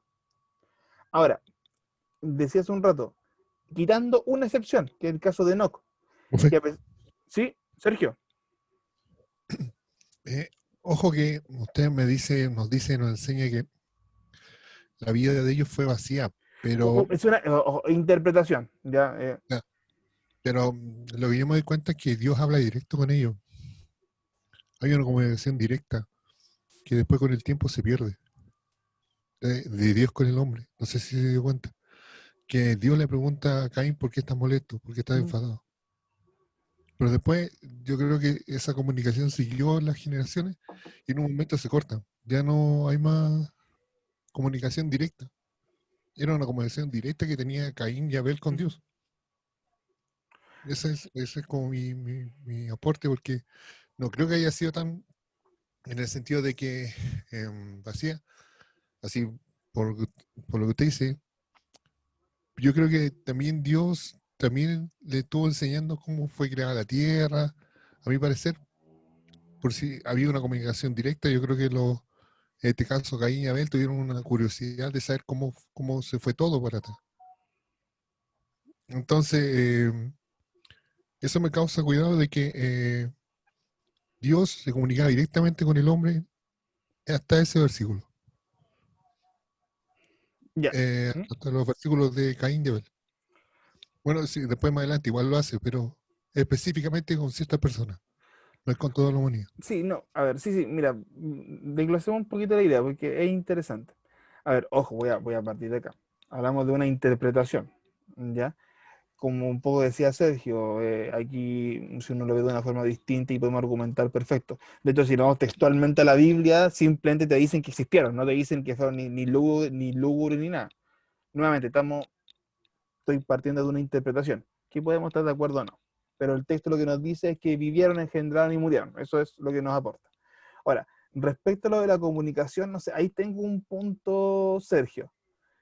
Uno, en el sentido de que ni siquiera la comunicación de Caín y Abel te dicen que es la misma que la que tenían Adán y Eva en el Edén. Porque ya estábamos ocupando el sacrificio. O sea, ya estábamos ocupando un mecanismo externo para esta comunicación. Ya directa no era. Teníamos un intermedio. ¿Vale? Y sí, obviamente te plantea que en el caso de Caín hay una comunicación básicamente directa, hay una conversación. Y de hecho, con Enoc podemos también interpretar algo similar por la forma en que se expresan de Enoc. Entonces, si nos vamos a lo técnico, tienen que haber habido personas, obviamente, que mantuvieron, ¿cómo se dice esto? Tanto la creencia en Dios, mantuvieron los sacrificios, mantuvieron la vinculación, porque si no, no hubiésemos llegado a Noé. Pero considerando la condición en la que terminó la humanidad cuando conocemos a Noé, que te dicen que Noé, o sea, que Noé y su familia eran los únicos que valían la pena de la tierra. Fíjate ese detalle. Dudo que esto haya ido en alza, o sea, no fue en baja, fue en picada. Porque fíjate que llegado a tal punto de decir que nadie más en la tierra valía la pena. Por eso me hace un poco eso eco. Insisto, tienen que haber habido obviamente remanentes que mantuvieron la tradición, la comunicación. Dios igualmente habla, si Dios nunca va a dejar de hablar. Pero a mí por lo menos me genera mucho eco por eso. Porque si veo el resultado final, me causa un poquito de cautela. Pero sí, comunicación tiene que haber habido. Vuelvo al ejemplo de Enoc. Enoc, dentro de este contexto donde no sabemos qué pasó entre medio, el único con el que tenemos una referencia muy marcada es con Enoc. Porque dentro de todas estas genealogías, el único que te dicen que no muere, porque dicen que es tomado por Dios, es Enoc. y Enoc caminó con Dios y desapareció, le llevó Dios, o sea, lo sacó de la tierra. Y eso, volviendo a lo que tú decías, nos tiene que haber hablado, obviamente, de que Enoc logró generar una relación espectacular con Dios. No sé si fue al punto de la comunicación directa, no lo sabemos, pero que tiene que haber sido espectacular, tiene que haber sido, porque Dios ni siquiera le deja morir, como lo tomó, lo sacó de la tierra. Entonces, basándome un poco en ese tema, tres elementos interesantes de Enoc. Su vida es más corta, porque es tomado, no muere. Es capaz de caminar con Dios. Y fíjate la expresión que utilizan, caminar con Dios, en un ambiente que ya estaba turbio, que ya no estaba bien, que ya venía en esta decadencia que ya hemos dicho, y que desaparece arrebatado al cielo, al igual que Elías, que son estos dos personajes que no mueren físicamente, sino que los sacan y los toman. Y nuevamente, es interesante ver cómo es que Enoc hace esto. ¿Qué tipo de relación habrá tenido con el Señor? ¿Qué tipo de comunicación? Volviendo a lo que tú decías, Sergio, habrá tenido. Directa, no directa, por medio de sacrificios, orando, hablando uno a uno.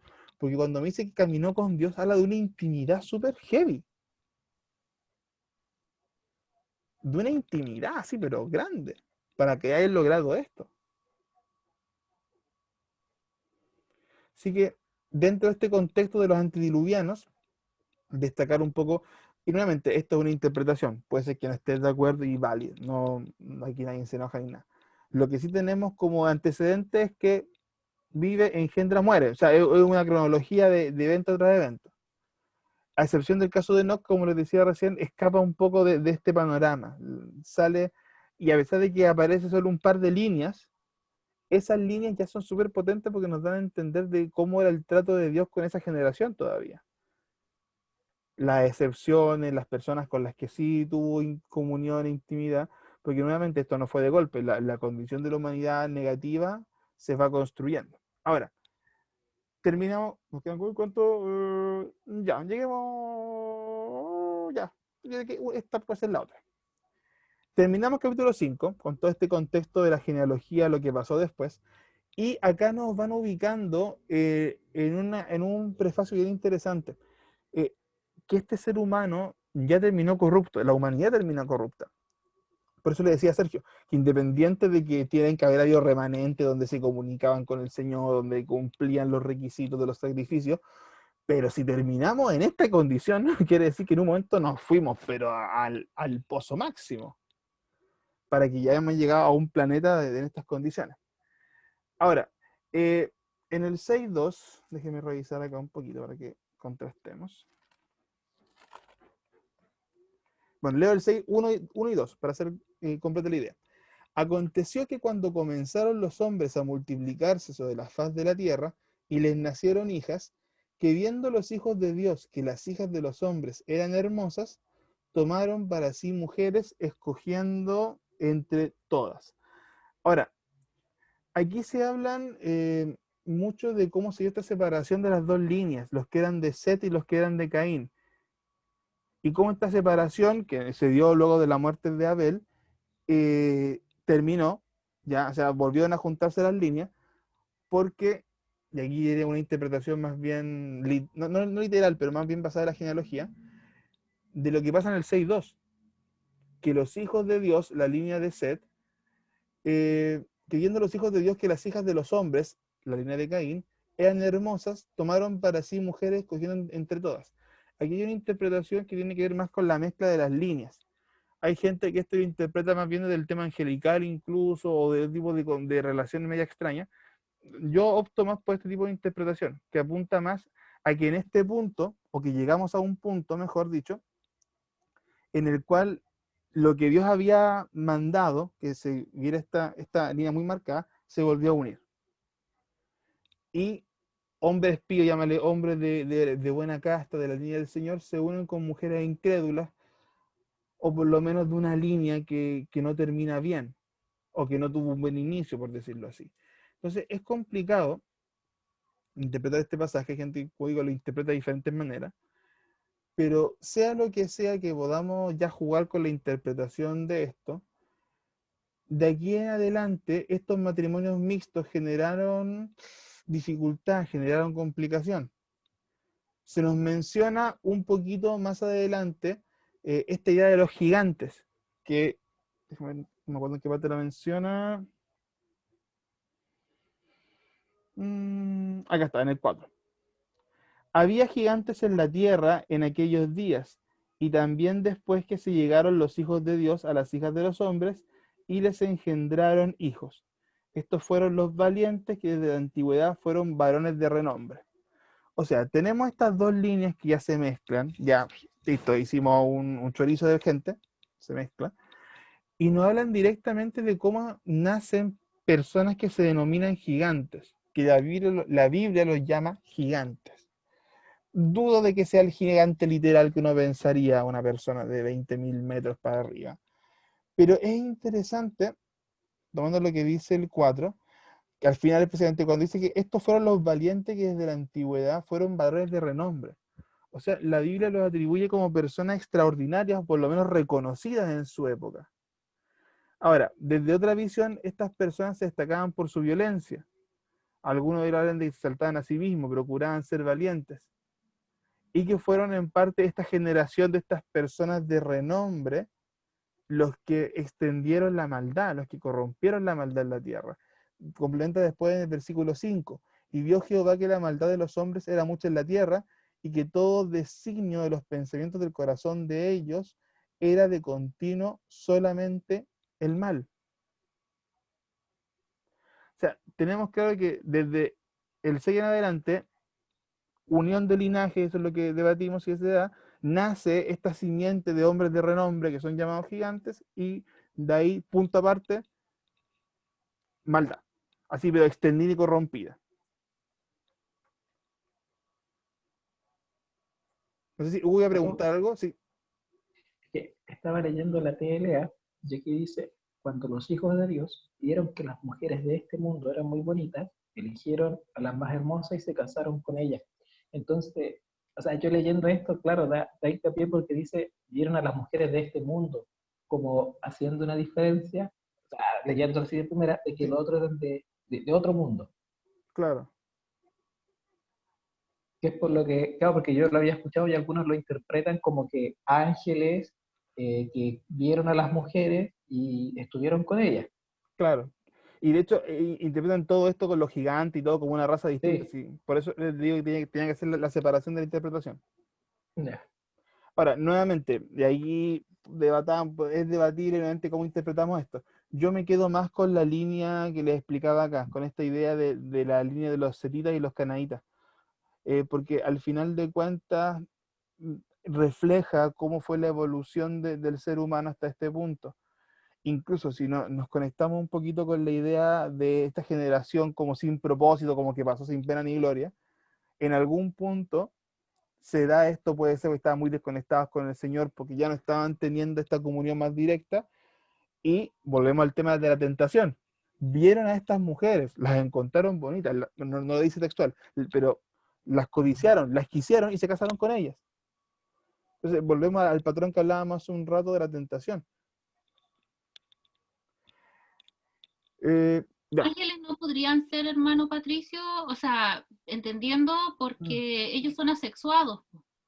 Claro, es un concepto, digamos. Sí, pero sabe que también a mí me quedaba la duda, entiendo la línea que usted menciona, ¿cierto? De los setitas y ellos, pero también puedo entender que junto cuando recibió la sentencia el ángel de luz, ¿cierto? Satanás fue expulsado, pero juntamente con él fueron expulsados también ángeles que fueron en el fondo de esta revolución. Sí, el tercio. De rebelión, perdón, ¿cierto? Entonces también fueron expulsados a la tierra. Entonces yo también podía pensar que estos ángeles podían ser también malos y haberse involucrado con mujeres. Pero en realidad es como un pensamiento que deambula mucho en la iglesia cristiana, Sí. el relacionado con los ángeles. Miren, déjeme buscar, usted mencionó un detalle que es súper clave. ¿Pato? Sí, te escucho, te estoy buscando una cosa, te escucho. Porque lo otro es que, claro, ahora pensando, los ángeles son espirituales y para hacer procreación necesitas algo físico con algo físico. Claro. Entonces ahí no se podría, porque dice que tuvieron hijos, que se casaron. Sí, pero que justamente que la hermana mencionó el punto respecto a los ángeles asexuados, que es cuando se estudia angiología y se dan de las características de los ángeles, y lo mencionan. Y hay un versículo que es clave, y no estoy, Mateo 22:30 me parece, 22 algo. Ahí está, Mateo 22:30. Porque en la resurrección ni se casarán, ni se darán en casamiento, sino serán como los ángeles de cielo en el Dios, de Dios en el cielo. Disculpen. Mateo 22:30. Porque en la resurrección ni se casarán, hablando del ser humano, ni se darán en casamiento, sino serán como los ángeles de Dios en el cielo. Y ese es uno de los pasajes que se usa para argumentar el tema de la sexualidad de los ángeles, porque son seres tanto espirituales, aunque son limitados en ciertos aspectos, pero no son seres con el cuerpo físico como nosotros. Y como decía mi hermana hace un rato, dentro de la línea de la angelología, del estudio de los ángeles y las criaturas de ese estilo, se tiene claro o se argumenta en base a esto de que son asexuados. Entonces ahí justamente la interpretación que se da a este pasaje del Génesis 6 se cae, porque no podrían ser ángeles por razones directas. Ahora, nuevamente hay personas que igualmente lo interpretan de esa forma, porque hay gente que interpreta el texto de Mateo más que como una asexualidad, lo interpretan como no hay necesidad de casarse. ¿No? Porque, y cuando menciona que van los ángeles a Sodoma y que querían abusar de ellos, hay una parte también que al final le hace de ellos, que le decía Con Lot. que soltaran a los visitantes, claro. Lot, en esa época. Sí, no, de hecho, por lo mismo se alimenta esa idea. Yo soy más bien de la idea de que, claro, intentaron tomarlos, pero no los podéis tomar, pues si no hay cómo. Nuevamente, yo aquí me hago responsable de mis palabras y mi interpretación. Yo sí, al igual como lo dice Mateo, yo soy creyente que son asexuados, por parte de esa base. Ya, mi postura. Sí, como dice Lugo, lo que pasa después de que te mencione que intentan tomarlos sexualmente, abusarlos, yo lo veo como un intento. Es como que claro, no tan depravada que veo esto y al final de cuentas quiero estar con eso, aunque no se pueda. Y ojo, que el ser humano tiene antecedentes de depravación sexual, ¿para qué estamos con cuestiones? Hay gente que se ha metido en cualquier cosa. Literalmente, cosas. Entonces, no sería raro que en ese arranque y con el nivel de corrupción que había, intentasen tomarlo. Pero, mira, yo creo que y vamos a cerrar acá porque espera, ya estamos pasándonos la hora. Y después igual lo vamos a retomar otra semana, pero para que cerremos este punto. Por lo menos de lo que son las interpretaciones. De aquí tengo que ser súper claro. Aquí hay una interpretación que, como decía mi hermana hace un rato, no sé si era Marisol, que no vi quién estaba hablando, es como es como la interpretación más alegórica que se hace del texto, en el sentido de que sí atribuyen que estos hijos de Dios son seres angelicales, por decirlo de alguna forma, y que bien como decían, dan esta raza distinta, y que esa raza se le llama gigantes porque al tener esta mezcla genera una raza distinta. Yo soy nuevamente más de la idea de la interpretación, más de la genealogía, más que de los seres angelicales. Más que nada, uno, por las cualidades propias de los ángeles, y dos, porque nos cierra la explicación de qué pasó con las dos líneas. Porque, insisto, volvemos al punto en que nos dicen de que al final de cuentas la Tierra solamente tenía una familia justa. O sea, algo pasó con la línea de Set, que se corrompió también, pues. Entonces, yo me quedo con esa interpretación. Si hay interpretaciones que son de otro estilo, también respetables, veamos con Biblia, comparemos y todo. Porque está el antecedente que nos dice Hugo al final, que no es menor. Que sí, por lo menos hubo un intento. O sea, vieron la humanidad en algún punto deseó a los ángeles sexualmente. Por lo menos por decirlo de una forma. Pero, nuevamente, démosle una vuelta a esta interpretación, ya, o esta visión, y ahí, nuevamente, podemos tener diferencias, hermanos, son temas complejos, pero por lo menos como se los planteo, que tiene que ver con el aspecto más concreto. Sí, está la otra interpretación, que también se enseña, y es una de las visiones que se da, hay que verlo en función, todo en función de la escritura, y aquí tenemos que siempre tener a la Biblia como base, y ver las razones que argumenta cada una.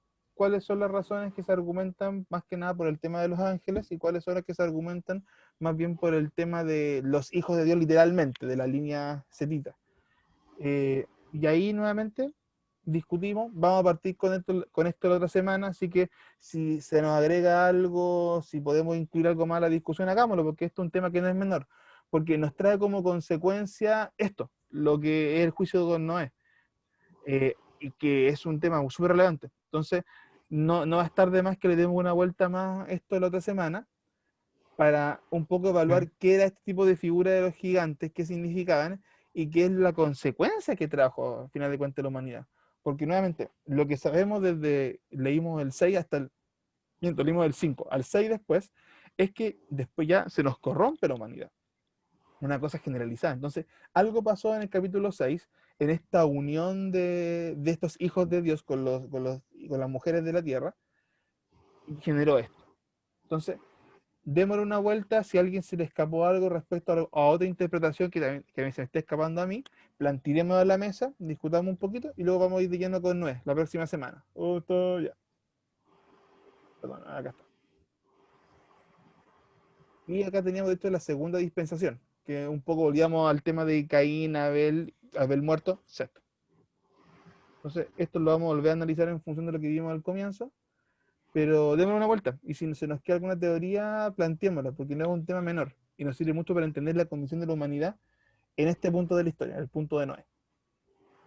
Ya, hermanos amados. Fuimos lentos hoy día, pero es un tema que a pesar de que lo conocemos harto, es complejo. Entonces hay muchas cosas que salen en discusión, hay muchas cosas que salen en conversación, y creo que es bueno, esto nos enriquece mucho más lo que estamos viendo. Así que eso, llegamos hasta aquí hoy día. Esta que es el PowerPoint número 5, se los tengo que enviar hoy día en la noche, está listo, así que llego y se los envío. Y recuerden que la tarea va a ser para la próxima semana, y se van a cumplir las 2 semanas. La otra semana, cuando me estén entregando la tarea 1, yo les voy a enviar también la tarea 2, pues así cada 2 semanas para no irles juntando material sobre material. Del igual como pasaba cuando estábamos el semestre pasado, no voy a mezclar evaluaciones con tareas, o sea, ya cuando se dé una evaluación, yo voy a dar pausa de tarea hasta que se entregue la evaluación, porque si no, después se nos suman cosas y tampoco es la idea. Ya, así que eso, hermanos amados, un placer como siempre. Vamos a parar esta grabación. ¿Justo la grabación? ¿Dudas, preguntas, consultas que se nos quede?